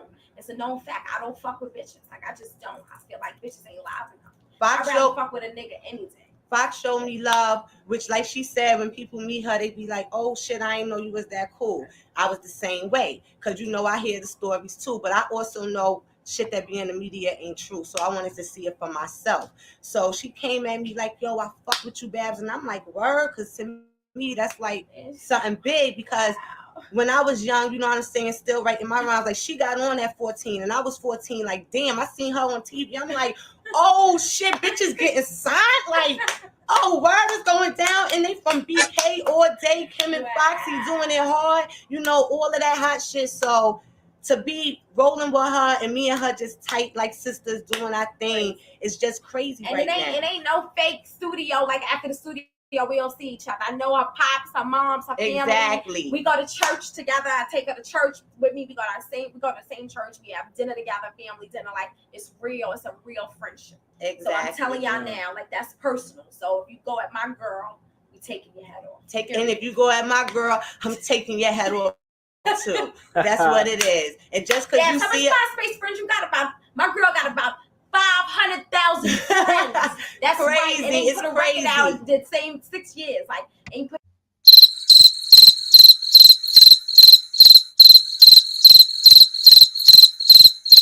The record out, and I'm telling you, they got like with me. I gotta keep it corporate, but I'm still street at the end of the day. Like I'm still street. So I went and get like a 90 clip just empty on them bitches, and I'm just like, you know what, damn, B, go in, just go in. that's what it's gonna be. So fuck all these hoes, you know what I'm saying? It's nothing. My girl Fox is coming. I'm right behind her. You know what I'm saying? It's a BK thing. Black hand, grab, the whole team. Right. You already know how it's going down. BK Queens, that's just what it is. So bitches fall in line. That's my line. Fall in line, bitches. Exactly. What are you talking about? I'm talking about any bitch that want a problem with me. That's just it. Any one of y'all. Any one of y'all. You already know what it is. Like I said, I'm trying to get this paper. I don't have a problem with nobody unless you got a problem with me. And when you got a problem with me, then I'm gonna take it there, and that's just what it is. So if the shoe fit, then y'all bitches wear it all day long. Okay. We thought you was talking about Remy for a minute, though. It's whoever got a problem with me. Whoever got a problem with me, that's just what it is. So like I said, if the shoe fits, wear it. All right, Baz, let's see some of your tattoos so that you real. What's that right there? This right here is my fiance. God bless the day. He got murdered in 2000. This right here is Music for Life. You already know what that is. What is that? Because I don't know. Let us know. Music for Life. That's my life. That's what I'm doing. I was born to do it. I'm going to die doing it. Okay. This is the Babs Bunny official logo, the official bunny right here. That's what it is. Let's see what's on your back. What's on your back right there? Wow, this is Babs' back, yo. Wow. That's what it is. That's what it is. Then I got the neck, a little something on the neck right here. BB, Babs Bunny, some stars. That's just it, you know. That's all? That's it. Okay, man. All right. That's what it is. Black Hand, the label. Yo, no doubt. What's up? We right here, yo, Sub-Zero. Straight up and down. All y'all street niggas know my credibility, yo. You know what I'm saying? Straight gangster, yo. You know Fox Boogie fucking with us right now. You know what I'm saying? Y'all see the plaques up there? You know what I'm saying? 20 million sold already. You know what I'm saying? Y'all niggas can't front on her, yo. No question. And she fucking with the livest street team in the fucking business, yo. You know what I'm saying? We handle our we handle our business on we handle our business on the music side and on the street side. You know what I'm saying? I can't even name half the gangsters that's sitting behind you. You know what I'm saying? But we got Babs here, we got Graf, we got Big Homie, we got Fox Boogie, and y'all know I'm Nicky Scarf. Word of mother, that's all I got to say, yo. Anything else we can handle in the street, yo. Let's go. Oh my God. That's the legend. Hey, you already know what it is, man. It's going down live in Direct. I go by the name of Graf, nigga. Black Hand Lab with the motherfucking gang. Word the mother, me and Fox been in the studio 3 days straight, making crack music in the studio. She's a beast. Going down official. You fit in perfect. And she shits on niggas. You know, I shit on niggas. She shits on niggas. Shits on bitches. I have no problem shitting on a nigga or a bitch any day of the game. She fits in perfect here. Let them know, baby. Let them know about the writing, King. She goes in. Let them know how I get it. She goes in. Word the mother. She's official. Ain't no writers, ain't nothing. She goes in and gets it in, and it's a wrap. We put it in the street to get that response. That's how we doing it over here. So we can manufacture crap, nigga. Here you go. How you Black. got? I want to know what the Godfather feels like. You know, I think that, she's an incredible talent. She's one of the serious MCs in the game, female and male, and got more sales than a lot of females.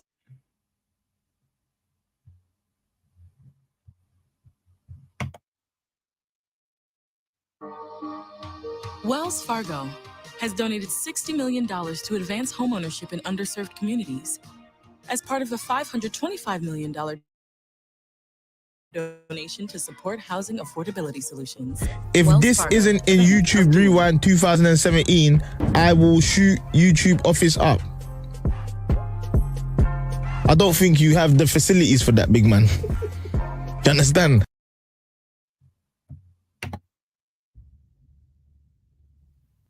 So Foxy Brown and Redman was at the House of Blues that night when you and Tupac almost got into it. And I noticed, yo, you name dropped Foxy Brown a few times in this interview. I had no idea y'all was that cool, yo. So me and Foxy Brown, we became close with each other, like passing each other. And we became intimate friends. Right? Oh my God! So in LA, at the House of Blues, I'm with Def Squad. We rock the house, bring it down. Yo, the rafters is done. After the show, this is around the time when she was going with Corrupt. I don't know if they was married or not.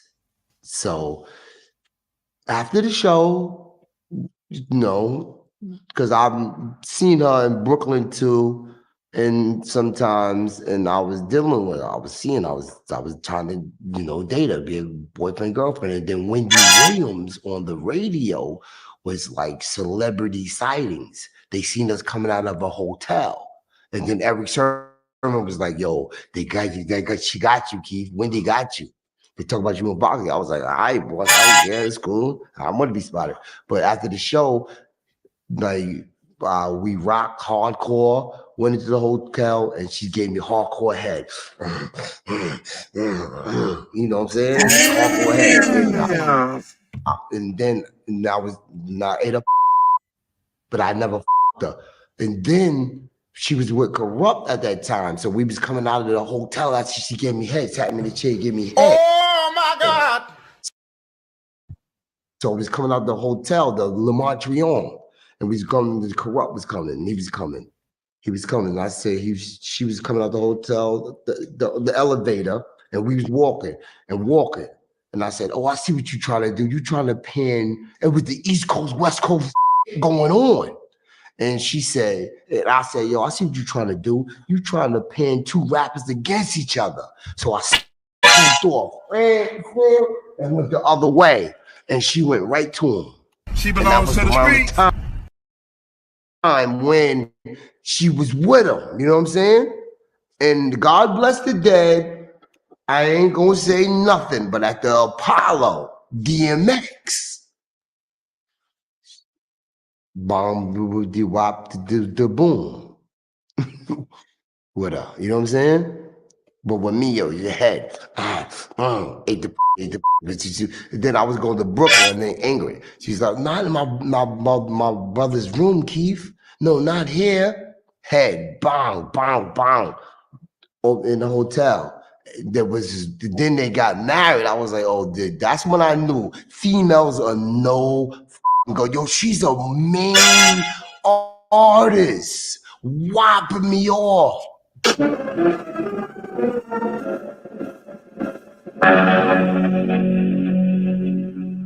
Married to this dude. But I don't know if they was married at that time. You know what I'm saying?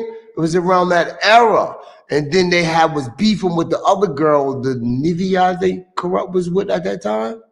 That time. Word. Yo, can you imagine your wife, a rapper, whopping off a nigga and then walking when she was trying to use me? It could have been guns popping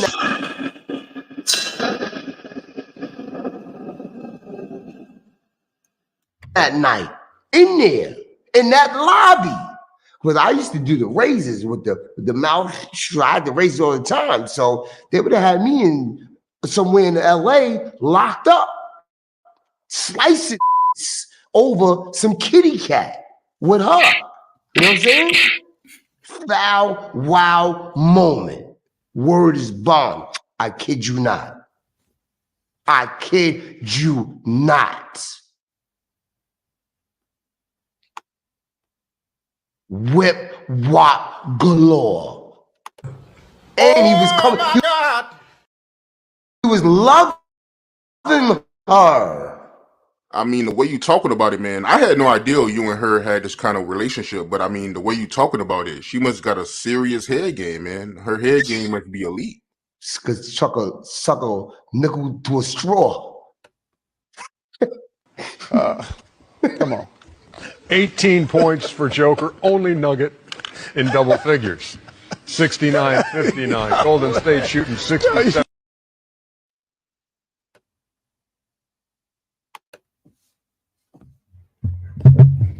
Wow.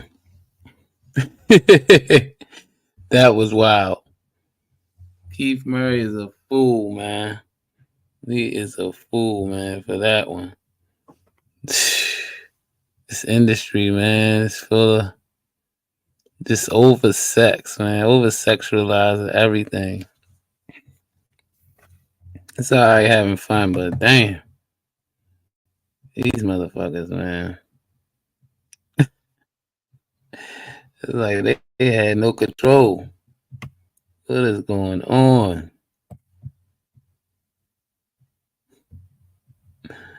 Wow. Possible, that impossibles. As impossibles, unexhaustibles. Hidden vegetables, eating the vegetables, value catchable, schedules, taking the vegetables, taking time to mental, plus shuts on the soul and the stretch mental. Extraordinary, the door is extraordinary, till they turn astronomical and non-phenomenal, the non-abominable, and the abominable, punch him in the stomach, up on his dominoes, non-abdominal, eating a pizza, and I don't want no dominoes.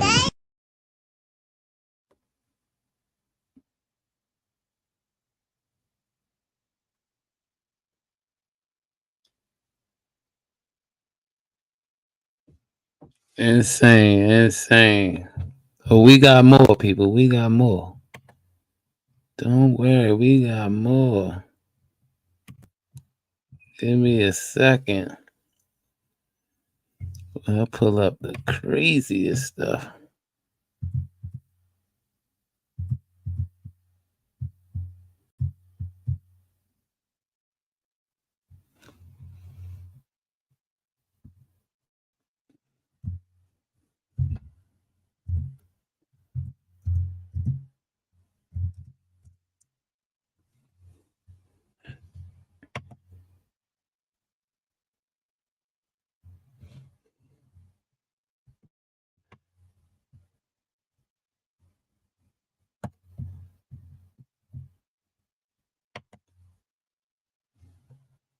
What if I told you that instead of setting up a green screen, you can just click a button into script and get the same exact effect? So I have my project here. We and neighbors, as you huh? can see, my background That's personal. is not-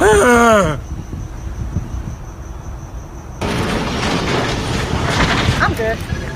Girl, you hear him? He sounds slow as hell. Like he loves me What or about Chris something. Brown? He at 33%. You check out his new album? Chris is dope. The album I did not get a chance to check out, but I feel like people want to see more from him. He's a talented guy. Very, very cool dude. I've heard he can get a little egotistical at times. That has nothing to do with me. I can too. But at the same time, the album, I haven't taken a listen to it. Are they saying bad things about it? Yeah. It only did 70,000 the first week, and it was kind of like a hip hop more sounding album, and a lot of people were kind of just like, felt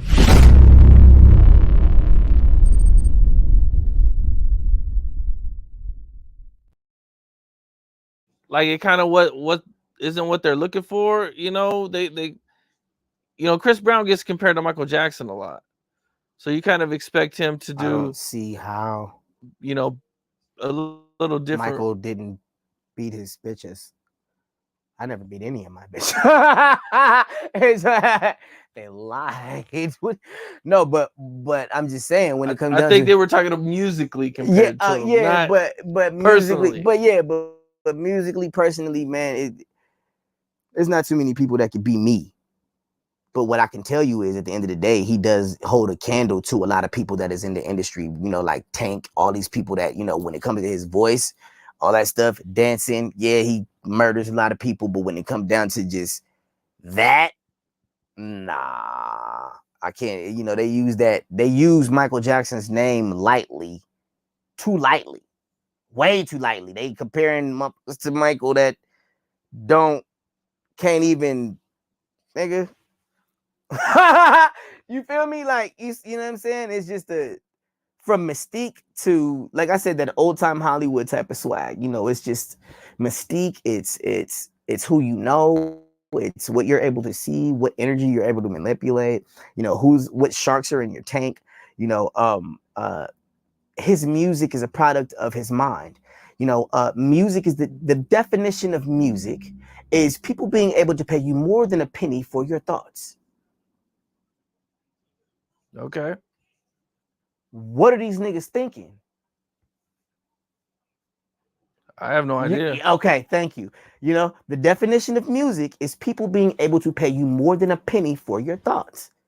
They ain't thinking shit to get more than a penny. Okay. You feel me? So that's where we're at right now musically with Chris Brown. We want to hear more, but there's nothing. He's not thinking about nothing. It's nothing that's create. When Tyler Perry writes some shit, he goes to Cancun. Okay, he goes sit there and on the beach, and he'll come back with 6 movies. You got to go and focus. You got to focus. Go to the drawing board. You know what I'm saying, and figure out what is the heart of the public. Now I feel like if me and Chris did some shit, that'd be dope. It's something people will be excited about. Rando and Chris, that's new shit. We both bad. We both got the same brown and shit. Okay, that's dope. What? That's dope. But bro, what are you talking about, man? Bro, I'm out, man. That nigga's tripping. We're looking for more than just the sex symbol. You know what I'm saying? We're looking for some shit. We trying to shake up the world, baby. You know what I'm saying? We trying to do some real shit out here. You know what I mean? I got in my Diddy mode. I'm sorry. I started licking my lip. You know what I'm saying? I mean, yo, Diddy, you gave me the ooshkash gooshmash. You gave me the ooshkash muaf. The shmooshmash. Diddy. Yeah, shine. You know what I mean? You know what I mean? You gave me the ooshkash muash. I love it, yo. I love it. You gave me the... Brother, what's that? What's that, brother? Ooshkash muash.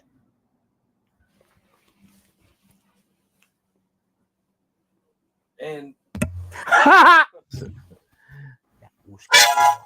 you know what I'm talking about, Diddy?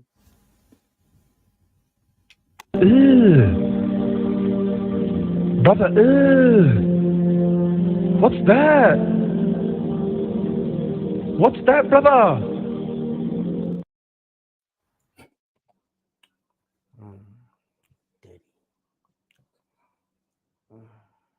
Hey, yo, what the fuck?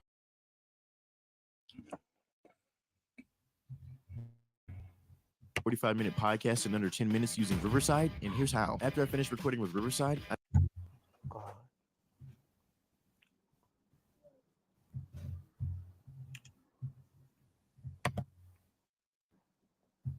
one thing I do see about you is people do actually say good things about your music. Yes, sir. Yes, sir. Thank you. Fuck. When if I go feel my hand, man, go ahead. You said, yeah, my music. Okay. Hey, man. I think it's cool, man. I think for the most part, I like doing the music thing only because it puts me in a position to where I could be free to say what's going on with me and nobody really judge me or have something to say like, extra or something like that. Like in my music, nobody can tell me I'm wrong. No Diddy, you know.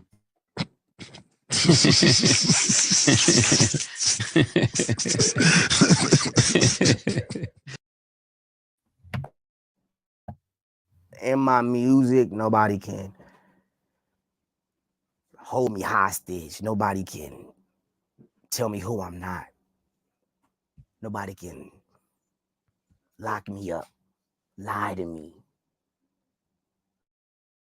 You know what I'm saying? Like I'm always about to start crying talking about that shit. You know what I mean? Say no to drugs. World, like my son, like my kids.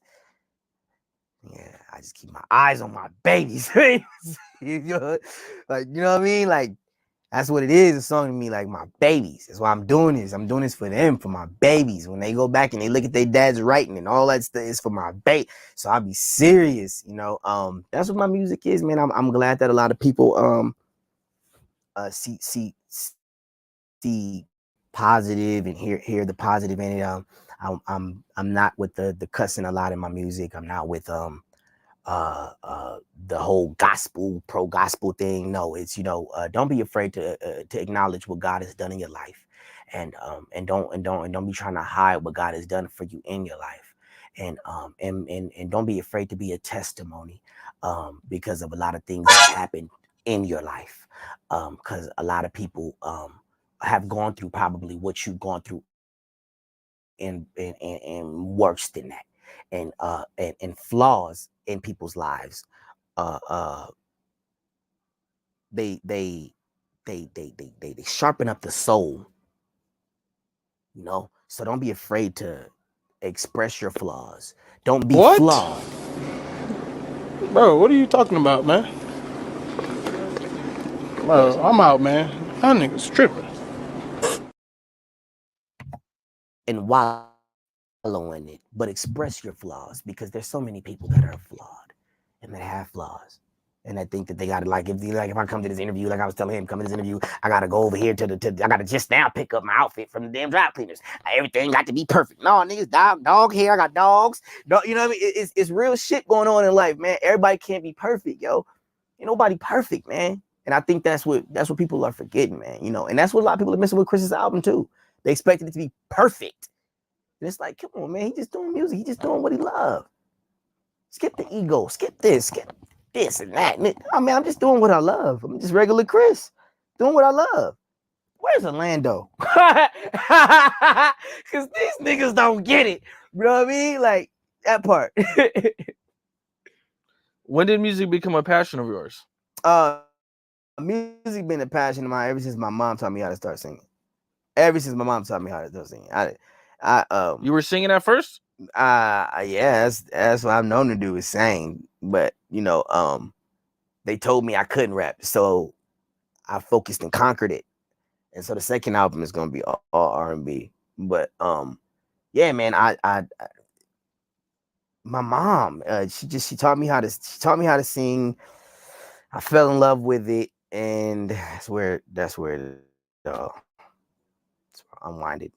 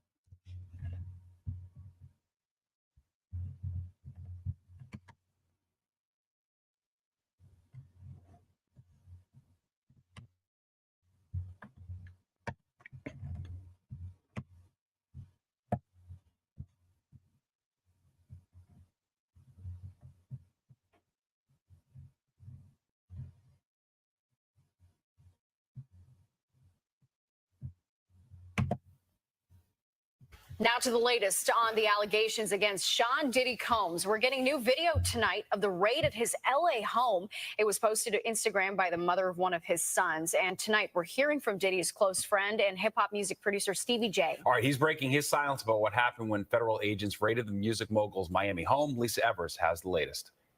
New questions are being raised about the raids of Sean Diddy Combs' Miami and Los Angeles homes. The mother of two of his sons, Misa Hilton, posted video from inside the LA home. She calls the raid overtly militarized and deplorable. She says her son Justin had several lasers pointed at his chest, and her son Christian had a gun pointed at his head while handcuffed. Diddy's longtime friend, triple Grammy award-winning music producer Stevie J says he was in his Miami home when Homeland Security agents raided the estate and also found it upsetting and frightening. What was that like for you? Traumatized. You know, I never had 50 dots on my shirt. I never had lasers on my shirt before. You know what I'm saying? So it was a little overbearing. How dangerous did it feel to you? It felt like they had come to kill somebody. They didn't come. It felt like they just wanted to come to kill somebody. Stevie J was named in an explosive civil lawsuit alleging sexual abuse by Diddy, filed by aspiring music producer Rodney Lil Rod Jones. This is a money scheme by Little Rod, his attorney. Stevie J is one of the first people in Diddy's inner circle to speak out on his behalf. So far, Diddy has been named in 5 civil lawsuits, but has not been charged with any crimes in connection with them. He and his lawyers have vehemently maintained his innocence. Have you ever seen anything that you thought might have broken the law or violated anybody? My man would never break the law. We don't do that. We're law-abiding citizens. That's what we do. You know what I'm saying? This is another crucifixion of a black legend. We reached out to Homeland Security Investigations for comment, but did not get a response. Federal law enforcement officials have confirmed that there's a federal sex trafficking investigation underway. In the newsroom, I'm Lisa Evers, Fox 5 News. Well done, Viv. You got the presents, the balloons, and the Raptor cake. Now, how about something to put a smile on your face? Aspen Dental provides complete, affordable care with dentists, specialists, and labs in one place, and 20% off treatment plans for everyone. Quality care at a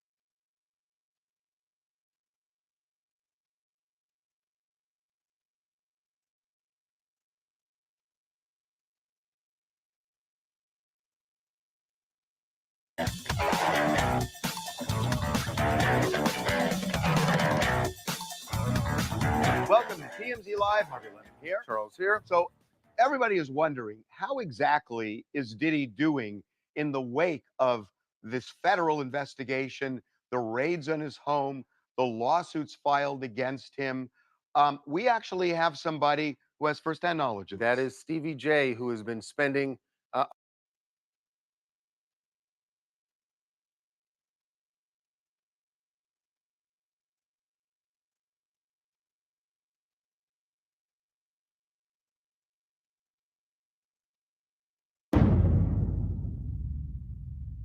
All right, here we go. Charlie Baltimore. Happy to have you on the platform. Thank you for having me. Happy to be here. Yeah, man. So this is my first time, interviewing you, man. So I want to get into your whole career, man. Your whole career, your whole background. You from Philly, right? All day, born and bred. How was it like growing up in Philly? It was rough. I mean, Philly's not the easiest city to live in, but it taught me a lot. And I think all my experiences of growing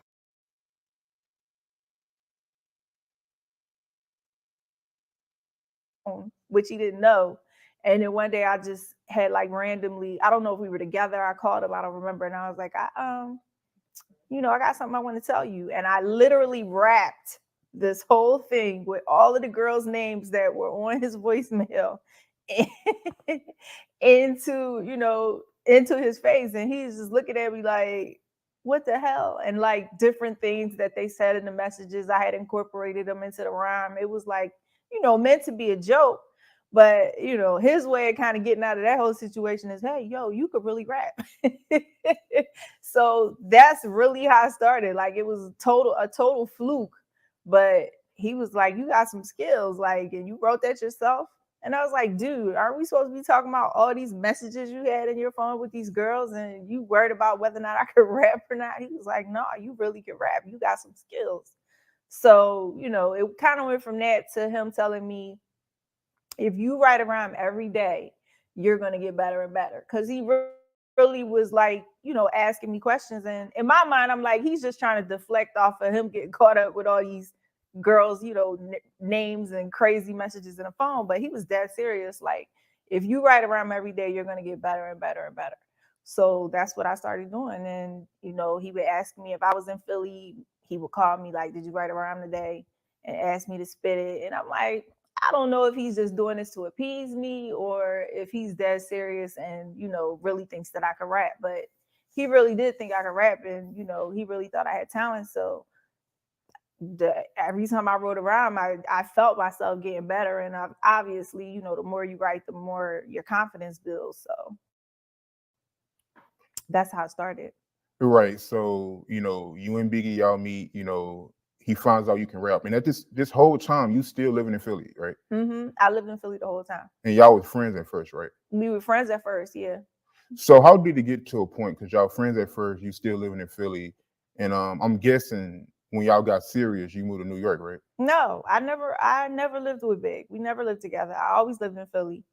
And by that point, I had my second daughter. So I had two daughters, and my youngest daughter was under 1. I met Big when she was like 6 months old. So I lived in Philly the whole time. So I would just go back and forth to, he lived in Jersey actually. So I would just go back and forth to Jersey to see him. But no, we never lived together.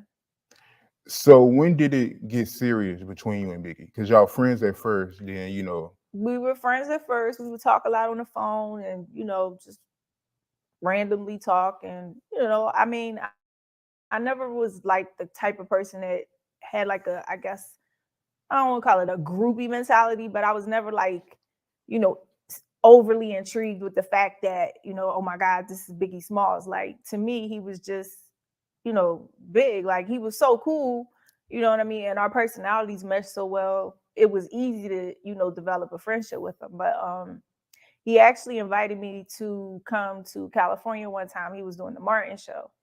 And by that point, we had been talking and, on the phone, corresponding a lot.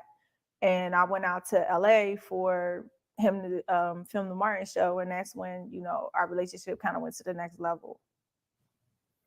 Right. So tell me about that. It going to the next level, you and him starting to get more serious, hanging out more. The next level, like, I didn't, at that point, when you're first dealing with somebody and y'all were friends first, and then you take it to the next level, you're not really in your mind thinking, this is a relationship. And then at the end of the day, we were very young. So I'm not thinking, this is something super serious or it's going to turn into something super serious. But it really kind of developed really fast because after the that whole studio situation happened and, Pac got shot, but Big did not have anything to do with that. And he really it really like dumbfounded him that he even would think that Pac would think that. Right. So he was truly hurt that Biggie thought that. He was hurt because, he really did consider him a friend. And I know that Pac had at some point given him advice, when he was up and coming and, Pac was already on. So, it really threw him off. Right. And you was with Biggie when he first hit him up, right? I was, yes. It was somebody's video shoot. I don't remember whose. And Puff was there And I just remember, you know, Puff coming out. I think we pulled up, Puff came out. He was like real somber looking, you know, and he was like, yo, I gotta play this record. And that's the first time, you know, we heard Hit 'Em Up. And it was the whole mood just changed. You know, a video shoot was supposed to be upbeat, happy, whatever. And Big is just like, are you fucking serious right now? Like, seriously, this is what we doing? Like, the video wasn't out yet. There wasn't no video. It was just a record. And it's just like, you know, shock. And it was just crazy. What was his reaction to some of the stuff Tupac was saying in there? Like he said he had relations with Faith Evans. He dissed Little Kim, Little C's. I mean, Big, you know, obviously Big was hurt. Because, I mean, you have somebody that you are friends with and you really don't know where all this animosity is. In Jersey somewhere on our way. My employer recently told me that what set me apart from the other candidates was the Google to the dealership to I don't know what we was going to do because we wasn't going to pick up the car. We might have been and maybe I was going to drive it. I don't really remember the whole scenario of what, but I know it was raining. C's was driving, Big was in the passenger seat. And the way that this van was set up, I was sitting like in the middle because it had like the second row was just like one long set of seats. And let's just say C's wasn't the best driver.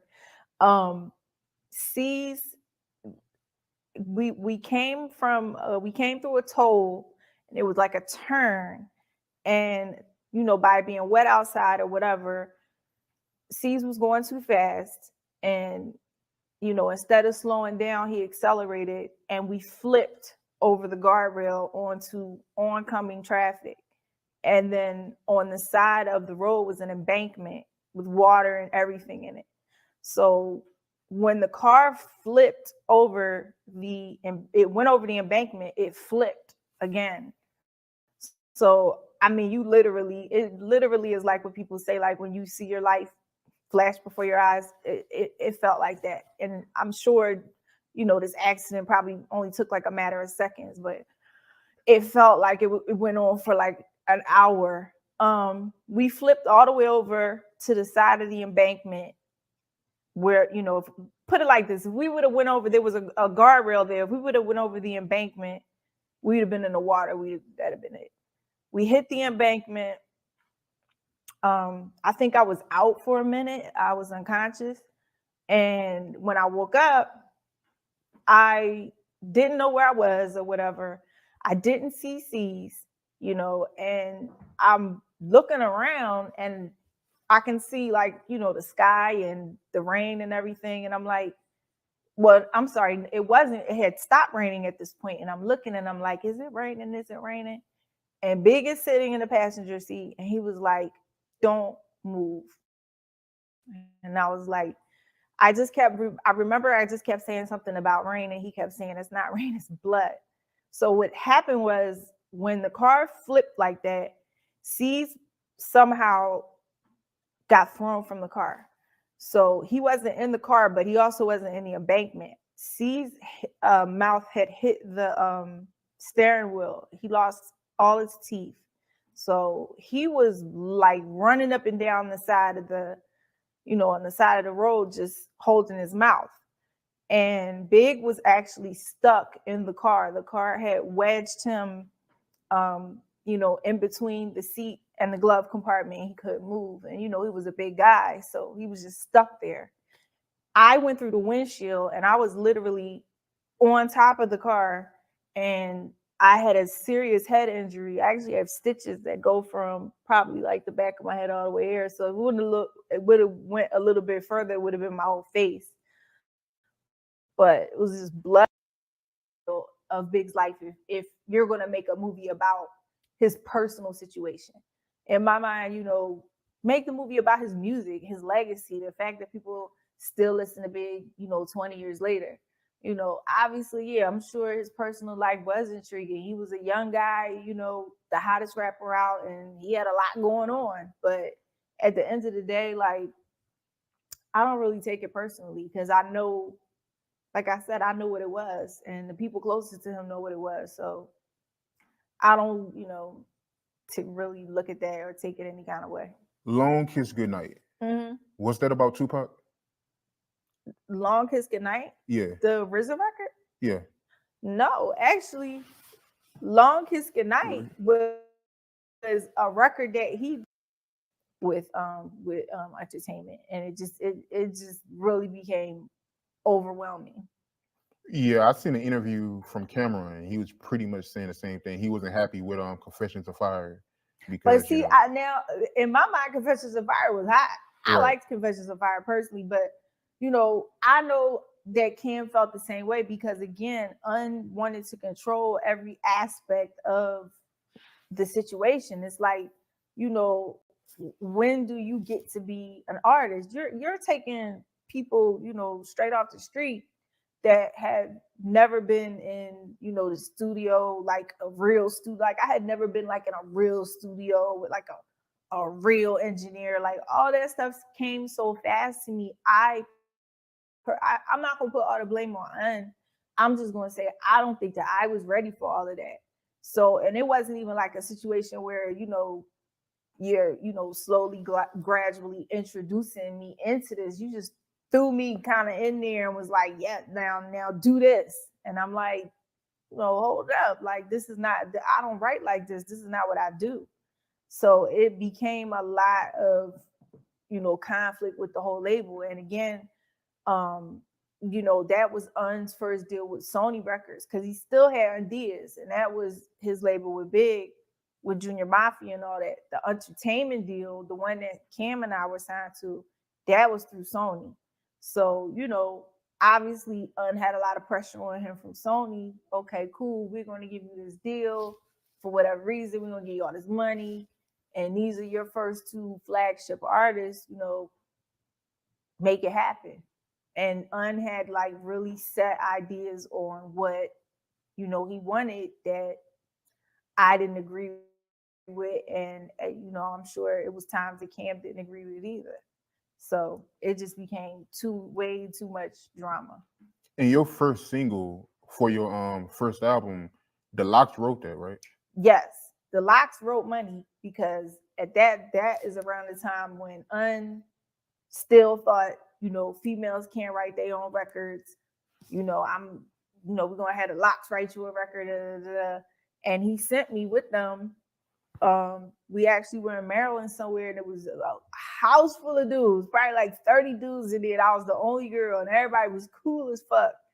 And yeah, they wrote Money. And I remember Un didn't want me to tell people that. He was like, no, don't tell anybody that they wrote that record, this and that. And I was like, I don't care, because there's never been another record after that anybody has ever written for me. I've written for other people.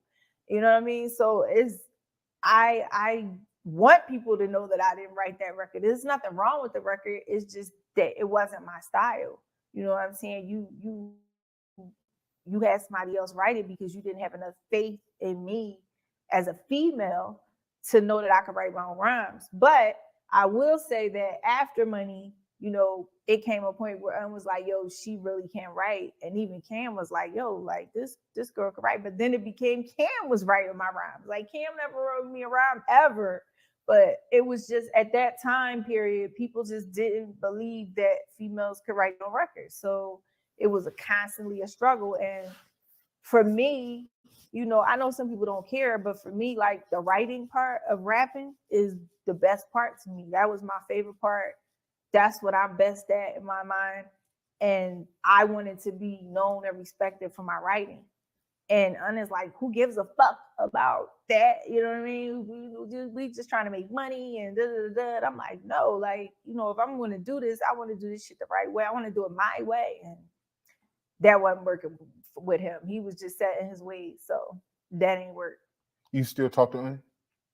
We cool. We speak. But I don't talk to him. No. We not calling each other on the phone and, none of that.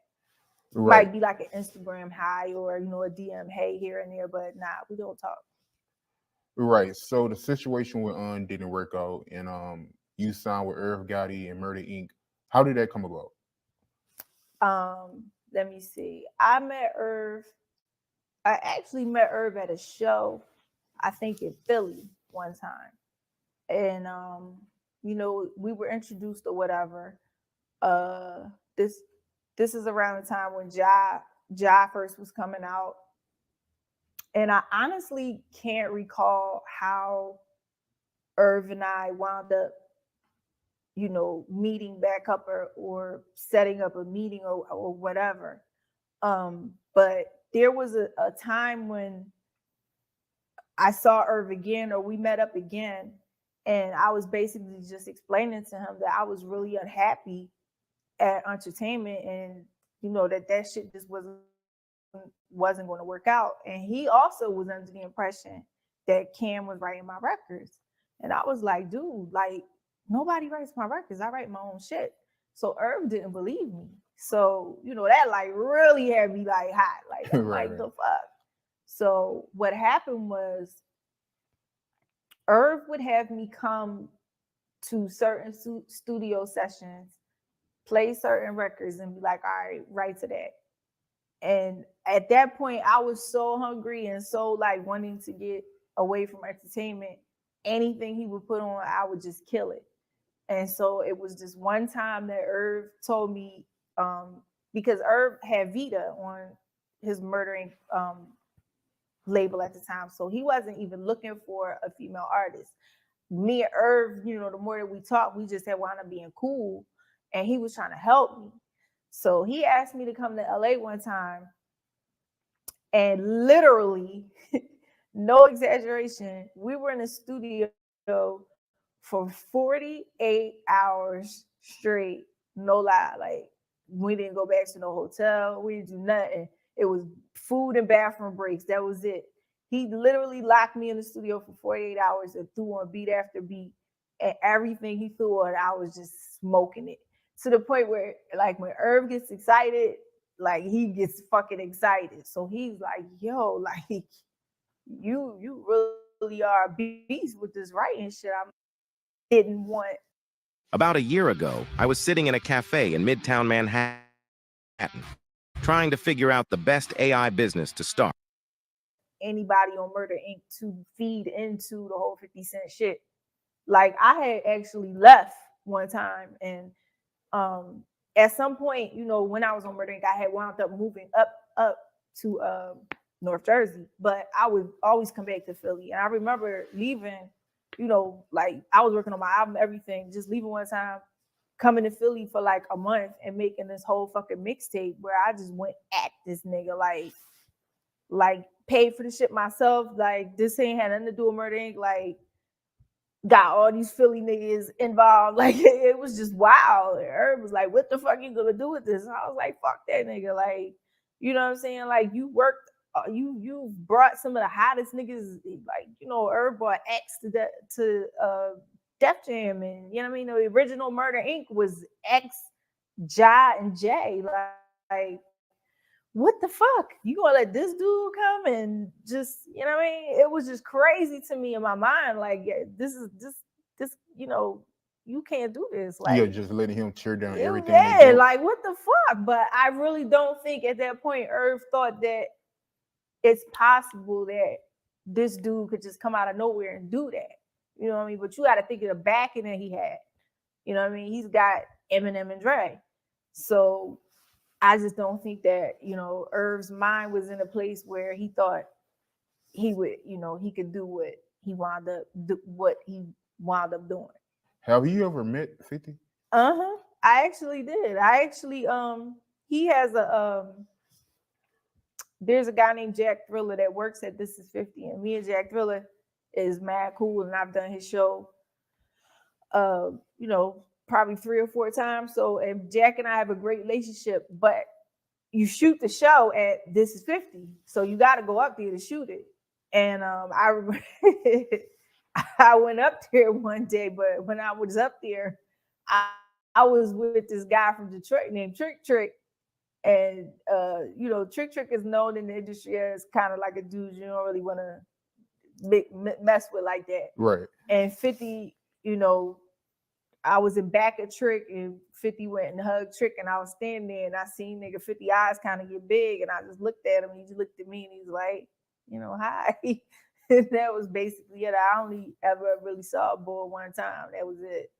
But I don't have nothing to say about dude. Like that was just like a fluke to me, how that whole shit just even came about. Right. Speaking of Trick, you and Trick, y'all co-own the label together, right?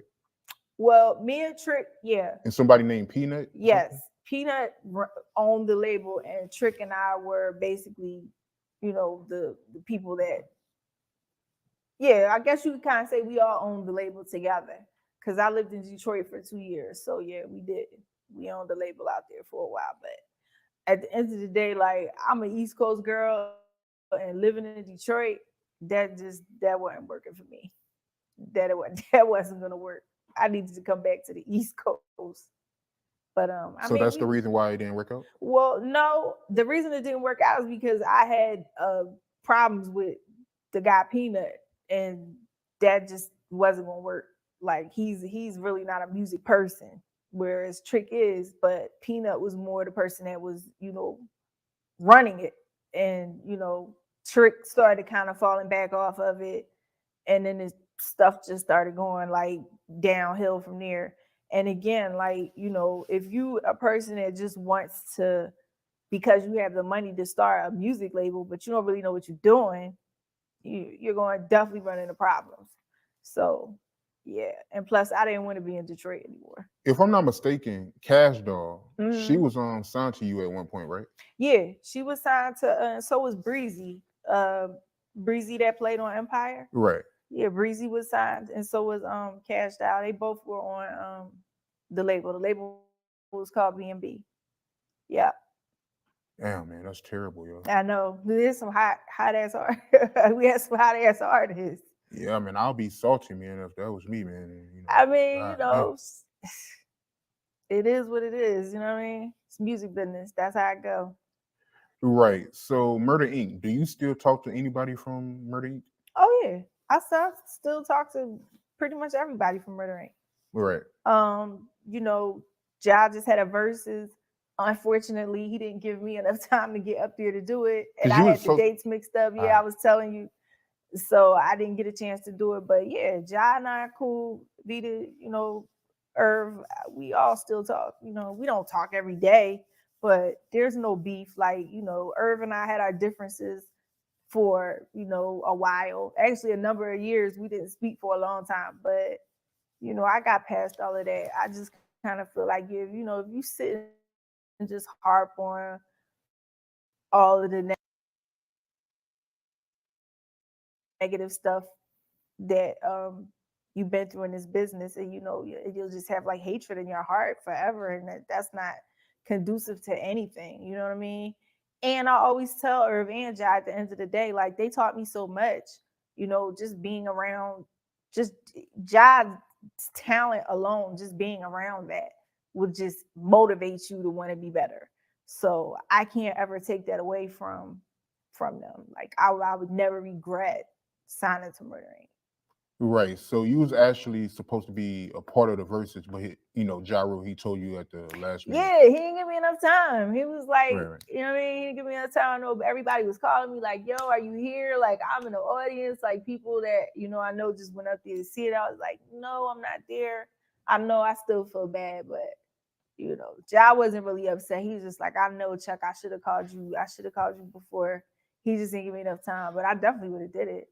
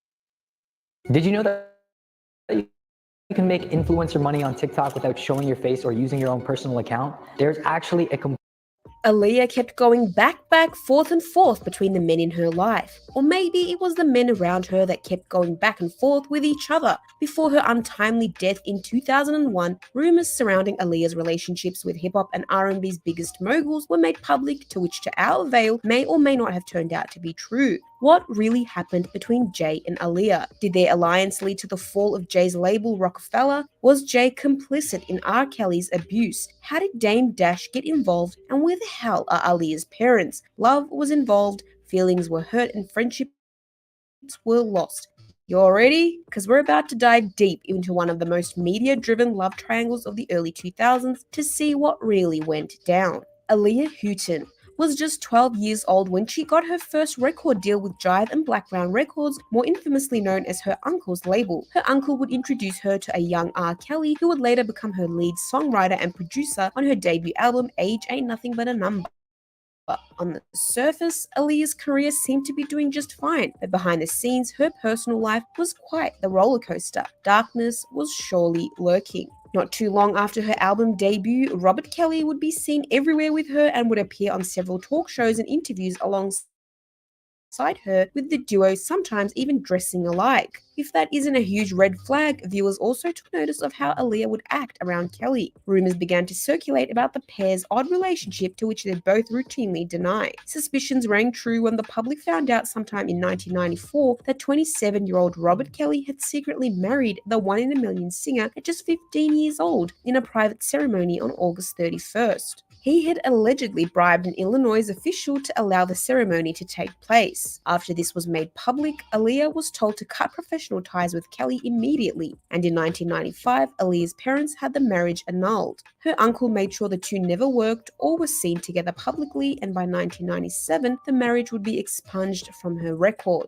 Jay-Z had recently started his own record label, Rockefeller, sometime in 1999. He'd taken a liking to Ayliah, even though Ayliah was only around the tender age of 18, and Jay around 30. They were friendly towards each other and would be seen at events along with other industry folks. Despite their sometimes lovey-dovey appearance and the public speculations, those closest to the singer say that the relationship between her and Jay was strictly casual business. Down the road, or should I say on the other side of the meeting room, Rockefeller co-founder Damon Dash was introduced to Ayliah through an accountant in the year 2000, and the two would often cross paths at label events and parties. They'd begin an innocent friendship that would later transpire into something much, much more. At least that's what Damon wants us to believe. Dane says that Ayliah was a whole lot of fun and always clicked whenever they were together. To make the story short, it was a party whenever she was around. Around this time, Jay and Dame were still business partners, but they weren't on the best of terms. Jay reportedly wanting to venture out on his own, which made Damon feel some type of way. He felt as though Jay was being sneaky, making deals behind his back, and making other business moves without his approval. Although it's never been confirmed nor denied, the public speculated if Ayliah's involvement with both men played a factor as to why Dame and Hall's relationship began to dwindle.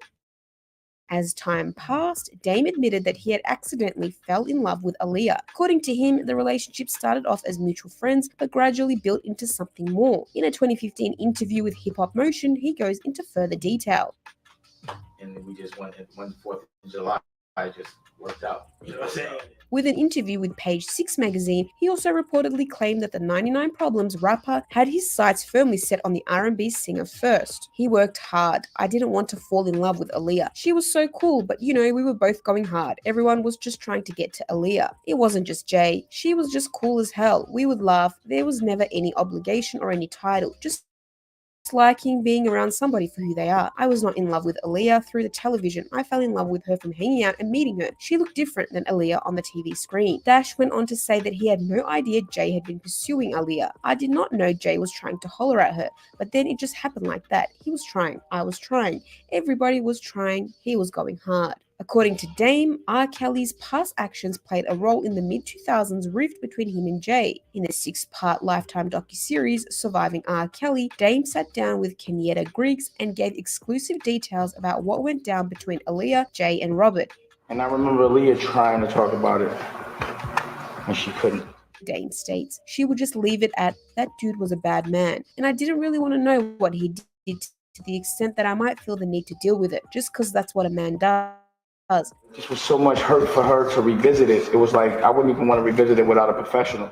Whatever got done was terrible. He addressed his silence surrounding Ayliah and Kelly's relationship and how it affected his own business. I've been tight about this shit for years. So to be honest, like, if you remember the best of both worlds, you don't see my name on it. I never wanted no part of that. So when R. Kelly was doing that, I told Jay-Z, bro, you know our homie violated and he violated my girl. He violated a friend of yours. So you know, when Jay-Z moved forward with the project, to me, I was like, yo, I don't want no parts of that. What really stuck a needle in the coffin for Dame was when Jay and Kelly decided to plan a mutual Best of Both Worlds tour, also the name of their collaborative album, but things didn't go as planned. Kelly claimed that someone in the audience had pointed a gun at him, which resulted in him cancelling the entire show. He ended up being threatened off the tour and pepper sprayed by someone in Jay's camp. All of this resulted in Kelly suing Jay for millions of dollars down the road. With the stories Dame Dash has given over the years, it sounded like his relationship with Ayliah was a true fairy tale, match made in heaven that lasted for years, but in reality,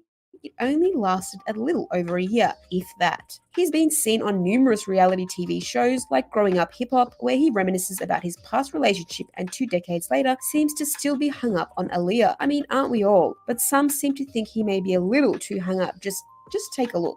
I noticed when she's trying to figure me out, she talks. Jay made a remix to Ayliah's song Miss You, to which he dedicated the song in her memory. As we all know, he went on to marry Beyonce Knowles sometime in 2008 and hasn't come out to speak on any affairs between him and Ayliah. Given that he's Beyonce's husband, we aren't surprised to have found absolutely nothing. Everyone knows the Carters are more private than the FBI. People say Jay's relationship with the songstress was nothing more than a business relationship with a little flirting on the side, but I guess we'll never truly know how Ayliah felt. And R. Kelly, the aftermath of his and Ayliah's relationship wasn't met with as much backlash as you'd probably expect. He still went on to have a pretty successful career until, well, you know, Ayliah has never outright denied being married to R. Kelly. Whenever asked in interviews, she seems to bounce around the question or noticeably shut the question down altogether, and we don't blame her. Ayliah was a very private person when it came to her personal life and never disclosed much. But we want to hear from you. Do you think Dame and Ayliah's relationship would have lasted long, or do you think it was just a fun fling? Let us know what you think about this love square down below in the comments, and don't forget to hit that subscribe button to stay up to date on whose love life we're going to dissect next. Attention, all drivers out there. I'm about to show you a simple rule that drivers are using to get auto insurance policies as low as $16 per week. I'm talking about putting hundreds to even thousands of dollars back into your pocket every single year. And the best part is that you can do it in just a few minutes right on your computer. The simple truth is that most Americans are grossly overpaying for car insurance. Insurance companies have been raising their prices and want to sell you the highest possible rate to increase their profits. But did you know that if you live in a qualified zip code, you may be eligible for a discount, or that depending on your age or other factors, you may qualify for even more discounts? Has your insurance company ever told you that? That's why you need to hurry up and visit drivecheap.org. They're a free consumer service that matches you with discount auto insurance providers. Simply check your zip code to see if you qualify for massive savings. You can get your discount policy right online without having to speak with an agent or a pushy sales rep. In just a few minutes, you'll be putting that hard-earned money right back into your pocket. To start saving, click the link below. You can lock in your savings right now and be back to watching your program in just a few minutes. Think of how much money you can keep when you add up all of the savings. Visit drivecheap.org. Click the link below and see how much cash you get to save. You can thank me later.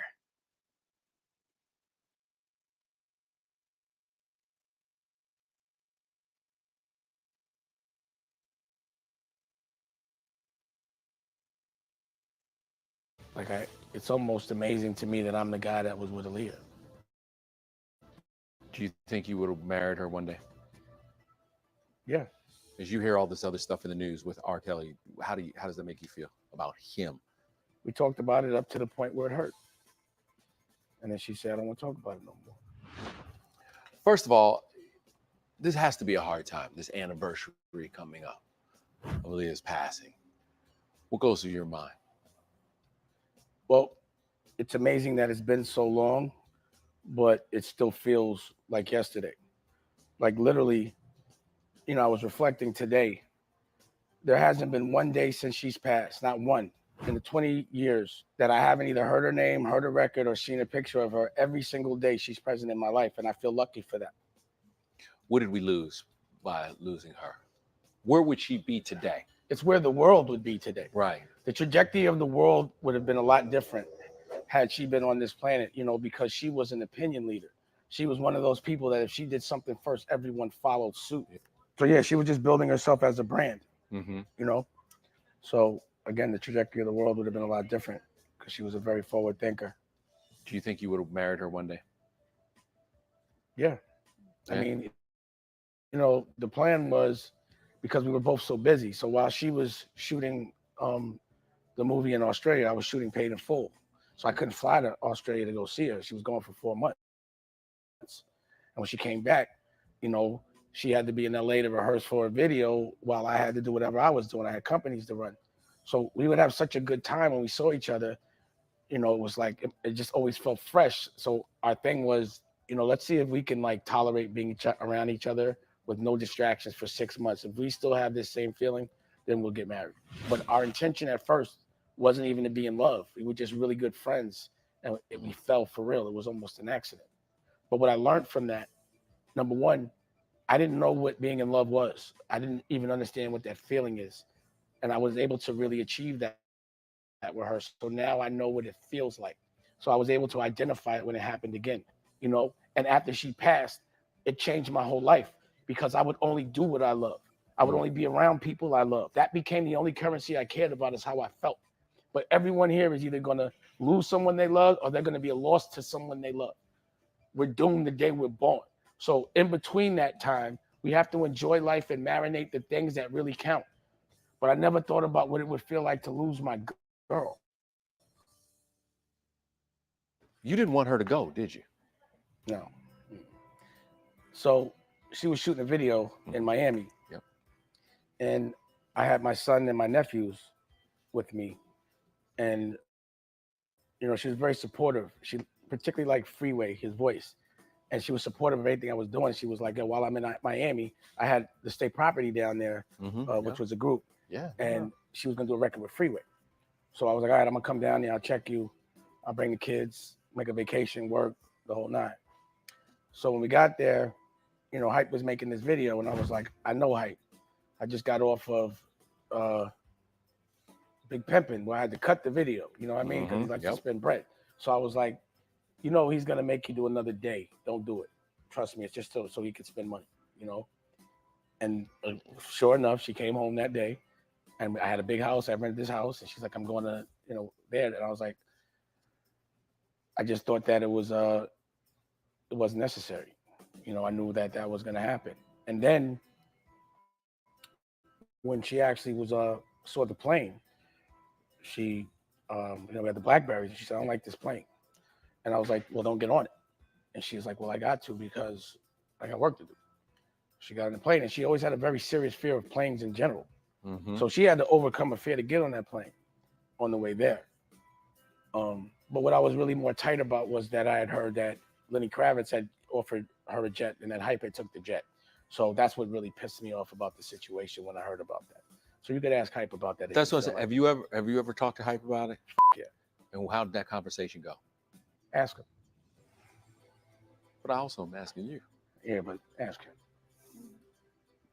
I feel like you had some things to say to him. Because of my respect for Ayliah and her family, her music it's just coming out, but everyone's very respectful of her memory. No one really speaks on it because that's the circle of people she had around her. So out of respect for her memory, I don't say a lot of things. Tell me about that day. Where were you? I think this is gonna work.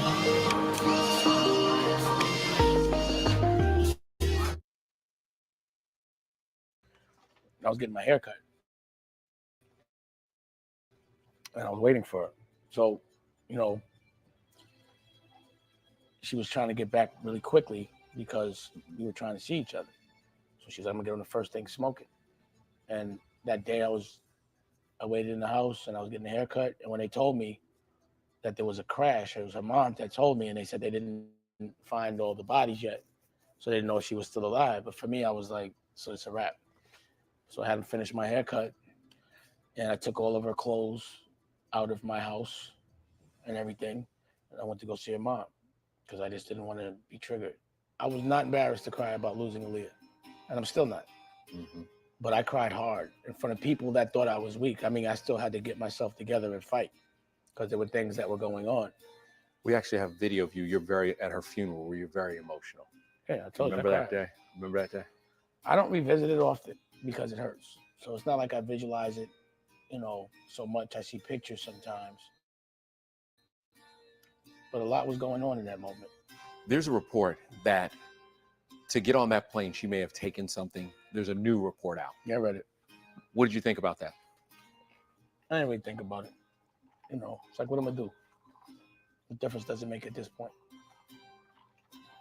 You also said that her death and then your mother's death shortly after, it changed you. It turned you into a monster. Yeah. It made me fearless. Because I know what real pain feels like and I've dealt with it. Can't be nothing worse than that. There's a couple things that are a little worse than that, or up there. But overall, if it ain't that, then I'm not really concerned. And, death can't be so bad because you're going to be with the people you love, so it makes you not fear it. So there's no fear. It made me fearless. You know what I mean? Like, I'm not scared of anything. You talked about the music coming out now, finally. It took a minute, and the estate wasn't happy about this. Does the estate want that music out? I don't know.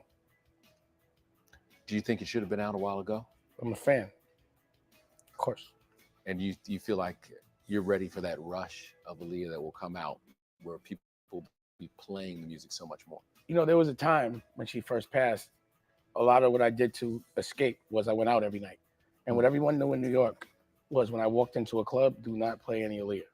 But it just took me a minute. It was a process. I couldn't even look at her movies or anything for a while. But now, you never heal, but you learn to live with.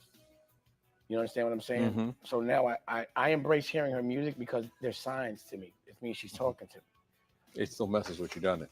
No, it No? doesn't mess with me. I mean, it messes with me that she's not here. But I have no regrets about the way I, approach things because that's the way you're supposed to approach things. I did what I was supposed to do. I could have never known anything like that would have happened. Yeah. In hindsight, had I known that, then yes, I would have actually broke boundaries and definitely did things to make sure she was safe. But I could have never imagined that type of could have happened. Mm-hmm. You know what I'm saying? Yeah. But she was the coolest. The only person I know as cool as her is Rocky and my daughters. But she was definitely different.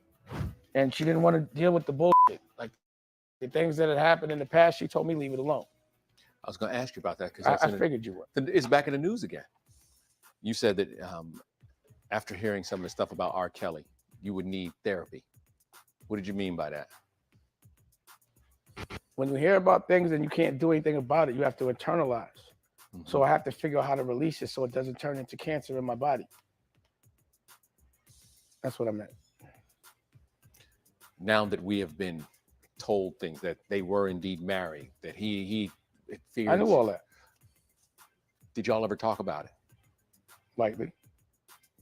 We talked about it up to the point where it hurt. And then she said, I don't want to talk about it no more. Leave it alone. And when she would, I kind of didn't want to know because I would have to respect her wish no matter what. And her wish was leave it alone, let me heal, let me rest, I'm in love, let's just enjoy this. She had moved past it. Yeah, 100%. And I had helped her. Mm-hmm. As you hear all this other stuff in the news with R. Kelly, how does that make you feel about him? I don't want to say. I think there were all things for all of us that there were things that kind of surprised and shocked us, and we were kind of like, I was just shocked at how long he got away with it. How many people turned and looked the other way. How many people were still, involved with him in any kind of way, knowing all those things. What's your one memory of Ayliah? What's the memory when you think of her? What is the memory that you think of? A moment, a conversation, a trip? Well, we took this one trip to Nevis off season, and no one was there but the monkeys. I got the pictures. And it was just us on an island for like a couple of days. And we really felt like we didn't need anybody but us. It didn't matter about fame. It didn't matter about money. The wealth was our love. And no one was watching. It's almost amazing to me that I'm the guy that was with Ayliah. Like, I'm almost a fan of myself. Like, who is that guy? Who could it be that cool to be with Ayliah? Like, who could have actually been with Ayliah? It's me. And that's crazy. So I gotta appreciate that. Every year the legend grows, and you were part of that legend. What do you think that people should remember about her? What is the thing? What is the what she presented to them. Great music and swag, the coolest, you know?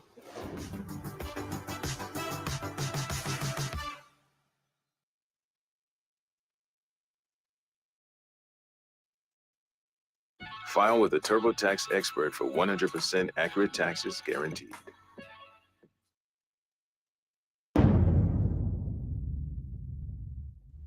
All right, here we go. Danny Boy, happy to have you on the platform, my man. Thanks for having me, man. Thanks for having me. Yes, indeed, man. So before we get into the interview, my man, I did an interview with Kurt Cobain a few weeks ago, and it went viral, and you had issues with the interview.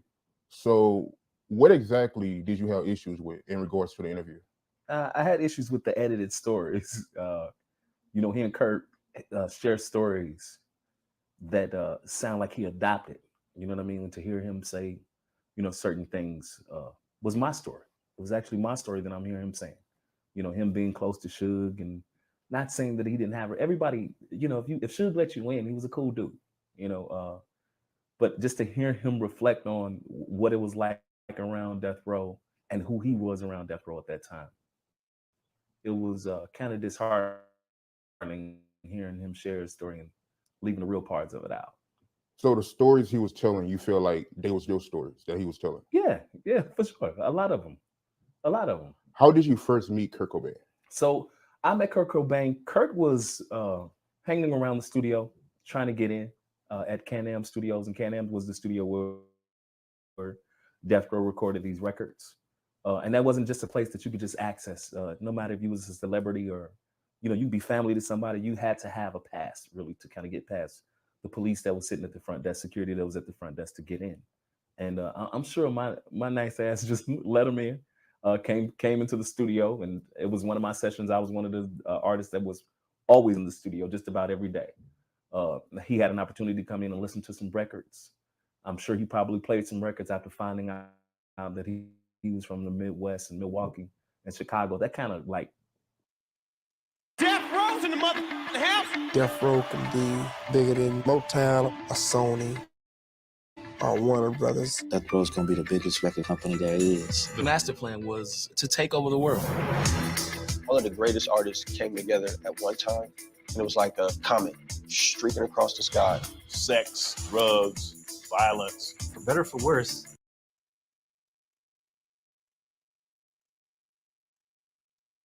Claims. I'm Dave Mays, and this is Collect Call with Suge Knight. What you're about to hear are conversations, raw and uncut, with the legend. To Los Angeles. They have a car picking him up, bring him by the studio, and we dive right in. I know what it is to go up with love. But I do know because I've been through it. My mother was a woman that wanted to help everyone, and to love everyone, and say, well, if a person needs something, and even she didn't know him, she said, that might be Jesus, testing your faith. I understood what that means.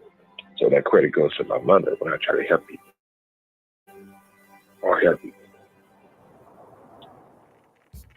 I remember when I was watching BET, and Hammer is more than a friend to me. That's family. So I'm watching BET. I see Hammer doing an interview. No jewelry on, not shining like he usually shines, not as cocky as he usually be. This my friend. I could tell something's wrong. So I was at the studio watching BET. I immediately got Hammer on the phone. I immediately got Hammer. Leo. Jake from State Farm. You did it, buddy. Well, you suggested bundling home and auto, you bundling bundler. Who wanted that affordable price? Bundle and save with a personal price plan. Like a good neighbor, State Farm is there.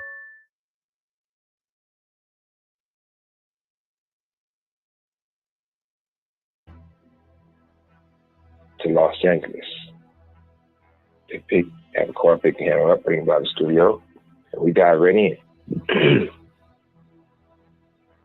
And at that time, Hammer had gave all his jewelry up to a man for money in cars. I didn't tell you, that's my brother. I immediately went with him and paid to get his jewelry back. Gave him bread and he bought a Hummer and a Rolls Royce. Got him a place in Los Angeles, Westwood to be exact. High rise next to me, over here by me and Pac. I talked to Pac. I never met a person is so genuine in Tupac. He became my little brother. We had a pact, try to change the world for our people. So look, man, Hammer going through some. We're gonna work on Hammer. I said, man, I'll be honest with you, I ain't never liked it. I'm a real rapper. I ain't like Hammer. Oh, let's get it started and all that dancing. Yo, let me bust the funky lyrics. Touch this. It's bigger than that. If you want to do it, I'm gonna do it. That's why I want you to write for him and record some stuff for him. We're all gonna, make it work for him. So I bring Hammer in, talk to me and Pac. Hammer wanted to do some, pretty much shoot him up, bang bang. Pac was, that's not you. So one of the songs Pac did for him was, he said, look, I'm gonna write a song for you, but it's gonna be a realistic song. He said, now I can't write this song because I don't have no wife I've been with. I don't have any kids. I'm not in love. I don't love him. And he started laughing, says money over business. So he told Hammer, but you in love and you married. So Pac did a song for Hammer called Unconditional Love. No matter what. And Pac was like, I want to put this song out for me, but I'm going to record it, and you take the CD and you learn it, and once you learn it, we lay the vocals down. So that song that you heard on the radio or they put out when I was in prison with Pac singing Unconditional Love, that was Hammer's song. When I went to prison, Hammer came to the studio, and you got to remember, studio costs a lot of money. Engineers round the clock, runners, security. Eat whatever you want to eat, drink whatever you want to drink. Whatever you need, I'm putting the bill for. That's important because when you're in the studio working, last thing you want to do is feel somebody gonna come there and rob you. I kept everything safe. Not just with the president, but also with my bread. When I was in prison, Hammer came in and stole all the reels, even Pac verses. When you write, your tone influences how readers respond. With Grammarly, just highlight your text and type how you want to sound. Get your message right every time. Download it for free at Grammarly.com.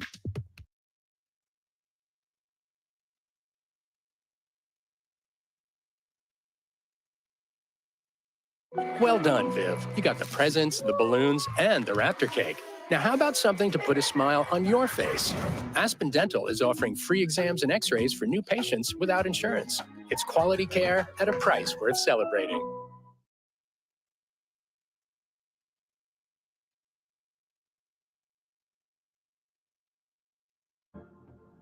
I'm not gonna say nothing bad about it and say, "F you, Hammer." I'm gonna get at Hammer like I would get at another. I'm gonna get at Hammer with love and respect because that's still my brother no matter what. So, did Hammer f over me? He did, but it's okay. Yeah, every talk to him, he was like, "Look, man, you know, you got some Tupac songs up along to you, you know, that Suge stuff, man. You got a whole bunch of stuff you stole. We want to do something, so we want to be able to get the reels you got." And he said, "Hammer, stop taking these calls." The sad thing about it, the people who got those reels, they got stolen reels because they was in the storage and Hammer didn't pay the $100, so they got it. Do I hold anything against Hammer? Never, never. That's just the way it goes. That's the way it is.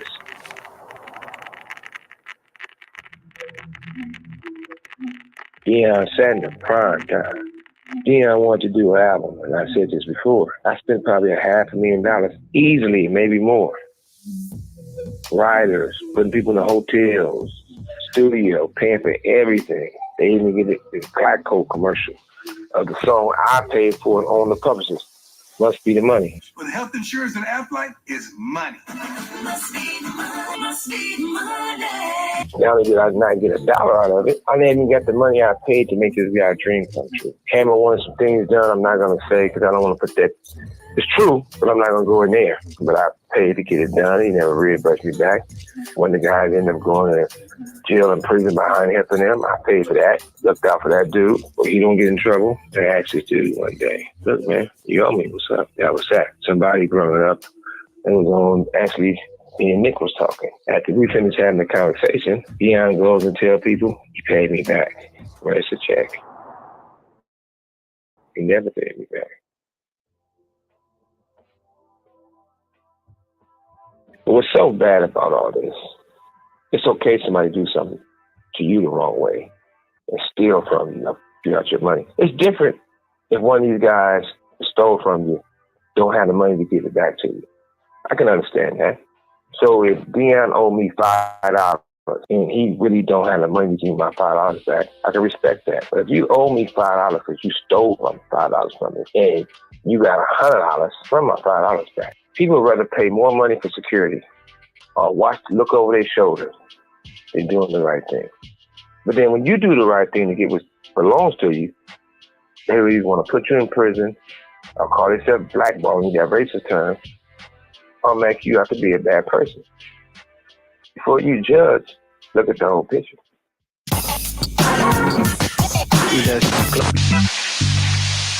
I used to have so many automatic withdrawals coming out of my account for subscriptions that I didn't even realize I had.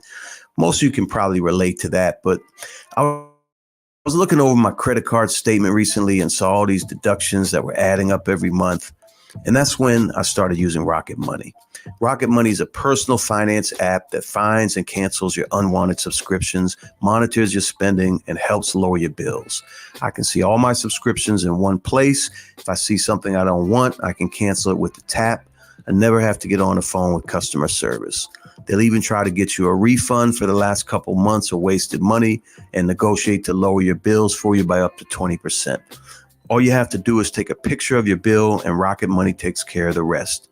Rocket Money has over 5 million users and has helped save its members, and that suits your taste and all your. Something great for her son. I talked to her and I helped her dream come true. I moved him to California, put him in a condo in Brentwood, gave him a monthly car, paid for everything, and had a deal with him. When I went to prison, Snoop stole from me by taking Bow Wow family to do a deal with Jermaine Dupri. Now, I ain't looking nothing from no money out of Bow Wow or Bow Wow's mother.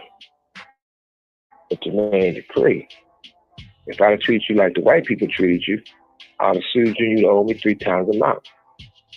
You had your opportunity to pay me. One time I caught you. All other times you dip out and run. Everybody want to play this tough role and all this tough shit. I don't care about all that, but I care about the truth. I came right by, I was going to Subway, used this Starbucks, get some coffee. Caught you. Only thing you had in your hand was 2 coffee cups, saying you was taking that to Janet. And I had everything I'm supposed to have with me, meaning what I have. And I told you a little funny. Where's my money? You say you know you owe me. You called Joe Jackson. Joe Jackson spoke with me. Been knowing Joe Jackson a long time before he passed away. And have respect for Joe Jackson. Have respect for him then, have respect for him now. Joe Jackson pretty much begged me not to go with you. You know, I probably was wrong how I did it. You got on your knees, and I poured hot coffee on top of your head. If you want all that didn't happen, when I get home, we can do a reenactment of it. Play it by play, and I do it again. Ain't nothing to brag about because you're a midget.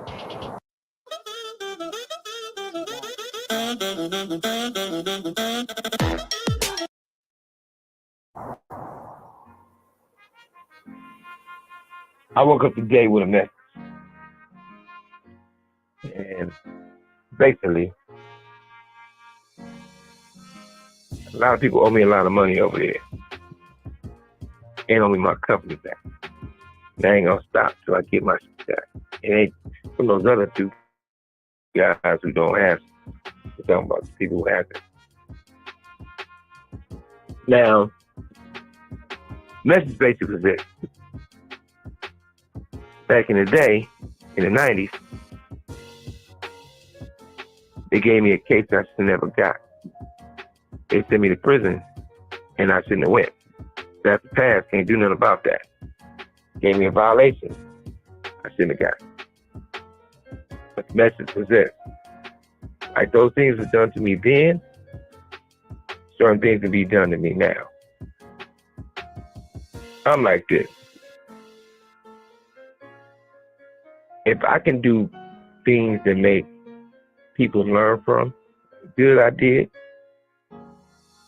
people should be able to learn from mistakes I made also. But they don't have to make the same one. I'd rather tell the truth for God than lie for the devil. You know, I never hired any of my homies to do security. I knew most of them can do more than just be security. Hen Dog, rest in peace, Hen Dog, one of my road dogs, he can draw better than anyone. That's who drew the Death Row logo.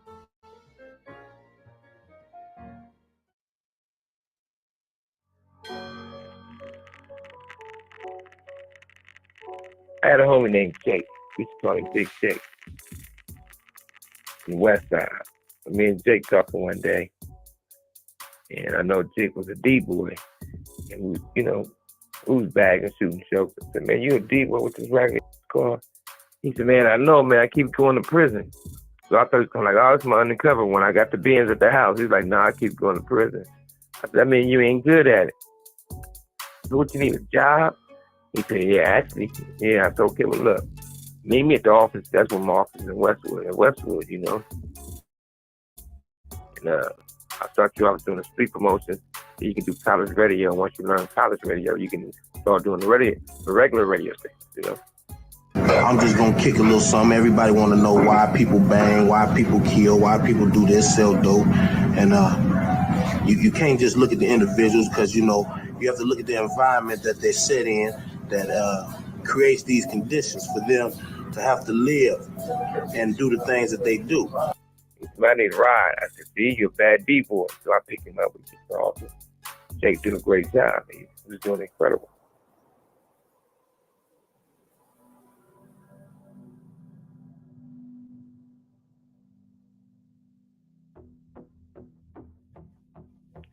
So they had this Jermaine Dupri party in Atlanta. Everybody wanted to do these documentaries and rewrite history and lie and this. That's not how it went. We went to the Jermaine Dupri party in Atlanta. Supposed to be me, Jake. Well, actually was Jake and myself, and there was another person supposed to come, and he can carry his shit, but he missed the flight. So anyway, we get there. We get the party. We had a great time. Then we went to the after party. Anytime I go out of town, no matter where I would go, I would have a 24-hour car there waiting on tickets. We wouldn't be waiting on no cab or no car service. We would get the limo right there. We get to the after party. We're enjoying ourselves. I'm dancing with but I'm gonna watch Jake, and I'm quite sure Jake was watching me. You come with somebody, you keep your eyes on them, and y'all come together, you lead together. I see Jake was having like a little aggressive conversation. So I goes over, when I get there, I can hear the conversation. The bartender, who's a bartender rather, gave Jake her number.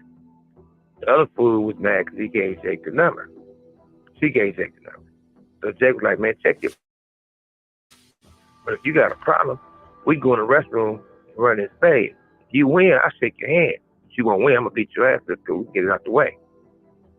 Before they can do that part, a real police officer in a real police uniform came and got on tape. Like he was going to get on him. What you think you doing? I said, man, you touched the homie. We're going to tear this motherfucker up. He said, well, I got to throw him out. I said, for what? He said, he was Puffy and Jermaine Dupri. So, bam. If he go, I go. So when we get outside, Jake still want to run his stage, Somebody passed somebody something, start shooting. Police went after the motherfucker who was shooting. I ended up doing what I was doing to the motherfucker who was out there. So when the ambulance came, I said what I said, did what I did. The ambulance came, and we followed them.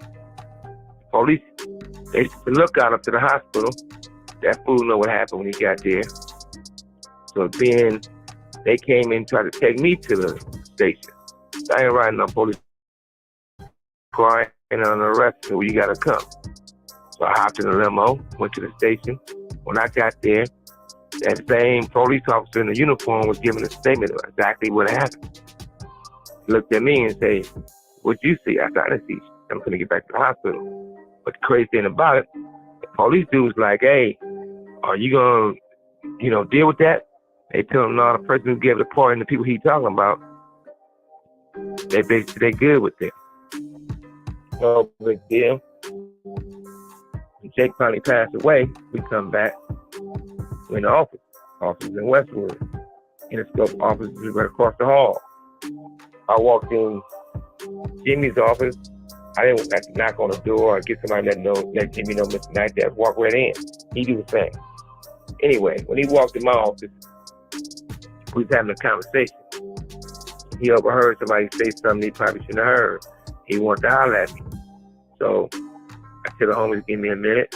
Jimmy said, man, I'm here because Clyde Davis called me, and him and Puffy is real tight, and lovers.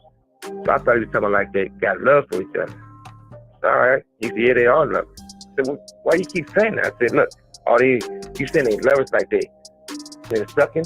He said, I don't want to say that, but that's what it means, right? I said, okay. He said, Clyde don't want nothing to happen to Puffy. He said, but this guy ain't gonna be able to do this business because we know what he did. What they did.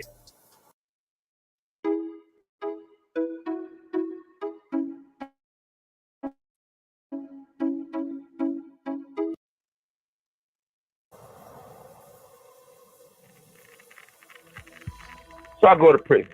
Come back out from prison. Then later on to move ahead, Puffy did a deal with Universal. He did that deal with Universal. Universal owns Interscope. So it's Jimmy and Doug Morris. They gave him a lot of money. They said they never recouped their money.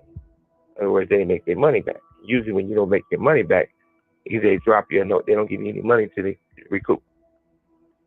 Jimmy signed him and gave him fresh new money, which is unheard of.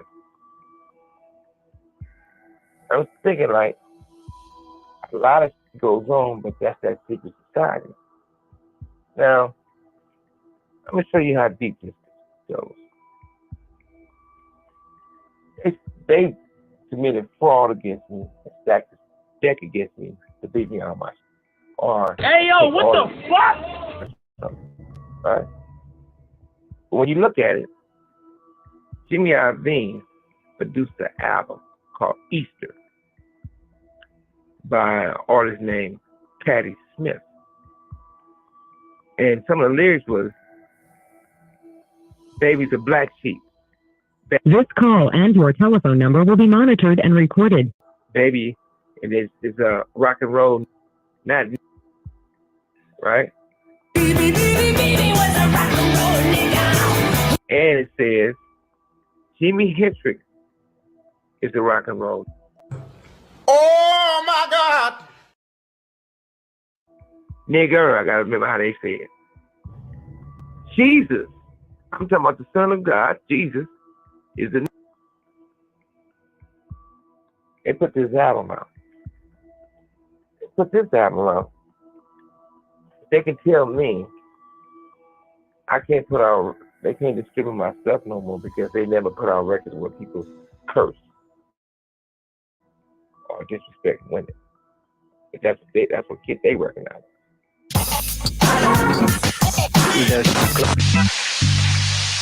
Hey, it's Dave Mays from Collect Call with Suge Knight. Here's the lowdown on Prize Picks, the go-to for daily fantasy app today, and you.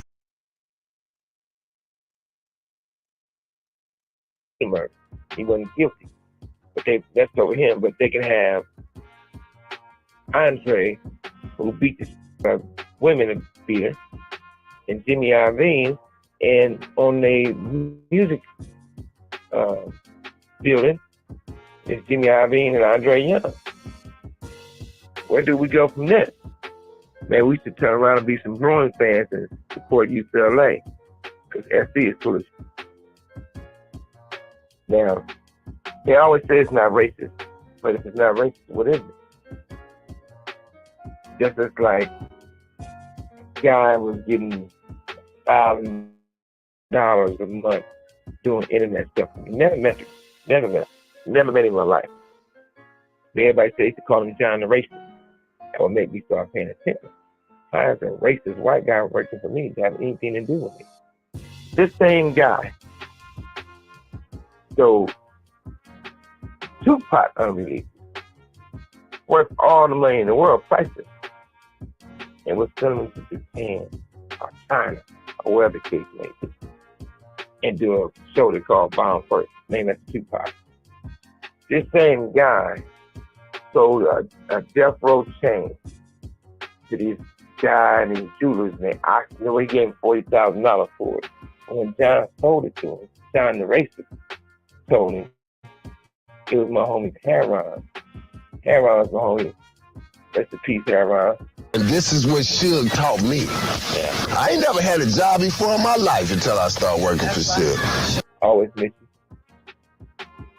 you. Young person's always miss. But at the same time, he said that was the chain Heron was wearing when he got killed. So he sold it to the guy for $40,000. I never gave John a Jeff Rose chain or none of these other guys. But it's okay to make money off black people and don't like black people because nobody cares about black people. Now, if the roles was reversed, it'd be a serious problem. They're constantly taking from it and destroying the culture. When you fight for it, they try to put cuffs on you. They have guys of other platforms who are not even from this country and talk about nothing but black people and let black people fight each other in hip hop. Because the more we get into it and tearing each other down, hip hop is pretty much like it's over. Where's the money being made? See, at the same time, if you got apples printing your stuff, who put policeman checking Apple. I say it all the time. If it's 20 screens come in, how you know if they're giving you 2 and giving themselves 18? We don't. That's why we need that union. That's why we need to be giving concerts and doing stuff to make this union. It's always the same thing as divide and conquer. They always get to use. It's like when the slaves didn't grab the Africans and bring them out here. Africans grabbed them and bring them out here. We could talk about that forever. At the same time, it's time. I'm willing to stand up, like I always been standing up. Everybody always got something to say. I ain't gonna say names, but people talking about they got death row. Yeah, they homies calling in the mother weirdos in the camp. The Tin Man and the Scarecrow know exactly what I'm talking about. I have something for you guys. An official Suge Knight Instagram. And I could be saying it wrong, but my son the one runs it. It is here. Put it on a thing that you get the right one. I have some incredible shirts for you guys.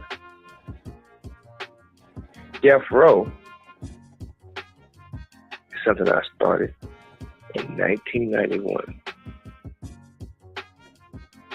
Tupac passed away in 96.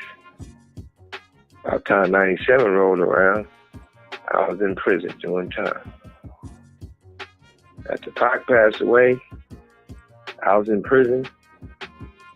Death Row, the untouchable Death Row, the company.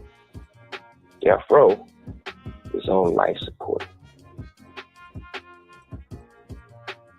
Breathing by machine. When I paroled in 2001, they're letting Death Row suffer by some idiots start messing it up. I pulled the plug. Anything after that is fake, lies, and it's the cops.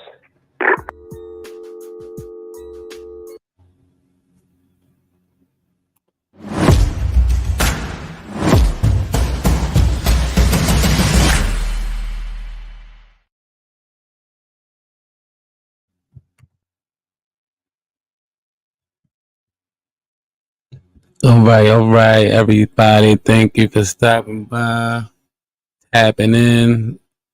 You know what I'm saying? Like, we were just going through some footage, some stuff to go off of. I ain't add to it. I ain't take nothing away from it. But we still to be continued. We're gonna dive more into it. Maybe later tomorrow or later today. Sorry.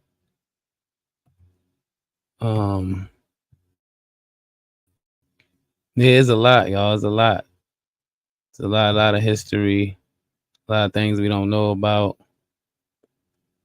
a lot of things we still, figuring out, piecing together. But rest in peace to all the people that we don't know if they're good or bad, but rest in peace to those guys, man. I'm gonna wrap this up. Like I said, I appreciate y'all stopping by. I'm gonna continue this more later. I'd like to thank Doris Myers for stopping by, the First Lady. Thank you. Player One, Prime, Chicago Rilla. Thank y'all for stopping by. I got more content. No Diddy,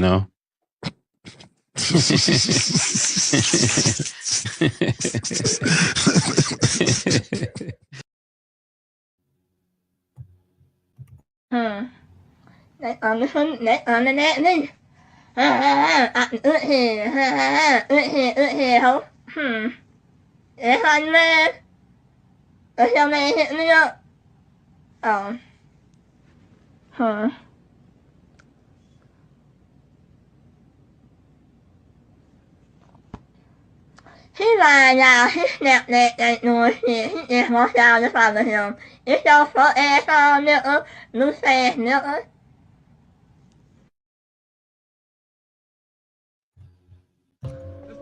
Count out loud. Huh? Keep going. Keep going. Keep going. Keep going. Don't cheat on your buddy hops. They suck. Your buddy hops suck. You got. Hey yo, what the fuck?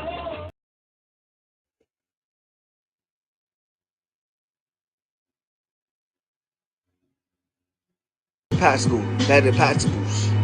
As possibles, vegetables. In the vegetables, eating the vegetables, vegetables, schedules, second the vegetables, taking time to mental, plus shuts on the soul and the stretch mental. Extraordinary, the door is extraordinary, till they turn astronomical and non-phenomenal, the non-abominable, and the abominable, punch him in the stomach, open his dominoes, domino, eating your pizza, and I don't want no domino.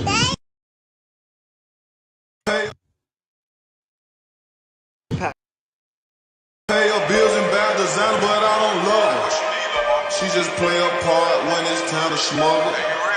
I pull up, pick up that bag and burn. I got a sweet tooth, but I stay up with some suckers. Nobu and Malibu was my last supper. I fucked her in rush hour traffic. Everybody screaming. When folks come and get you, you gon' tell on her. She said, can she fuck me with my diamond chain? If I ain't in the bank, then I'm on the...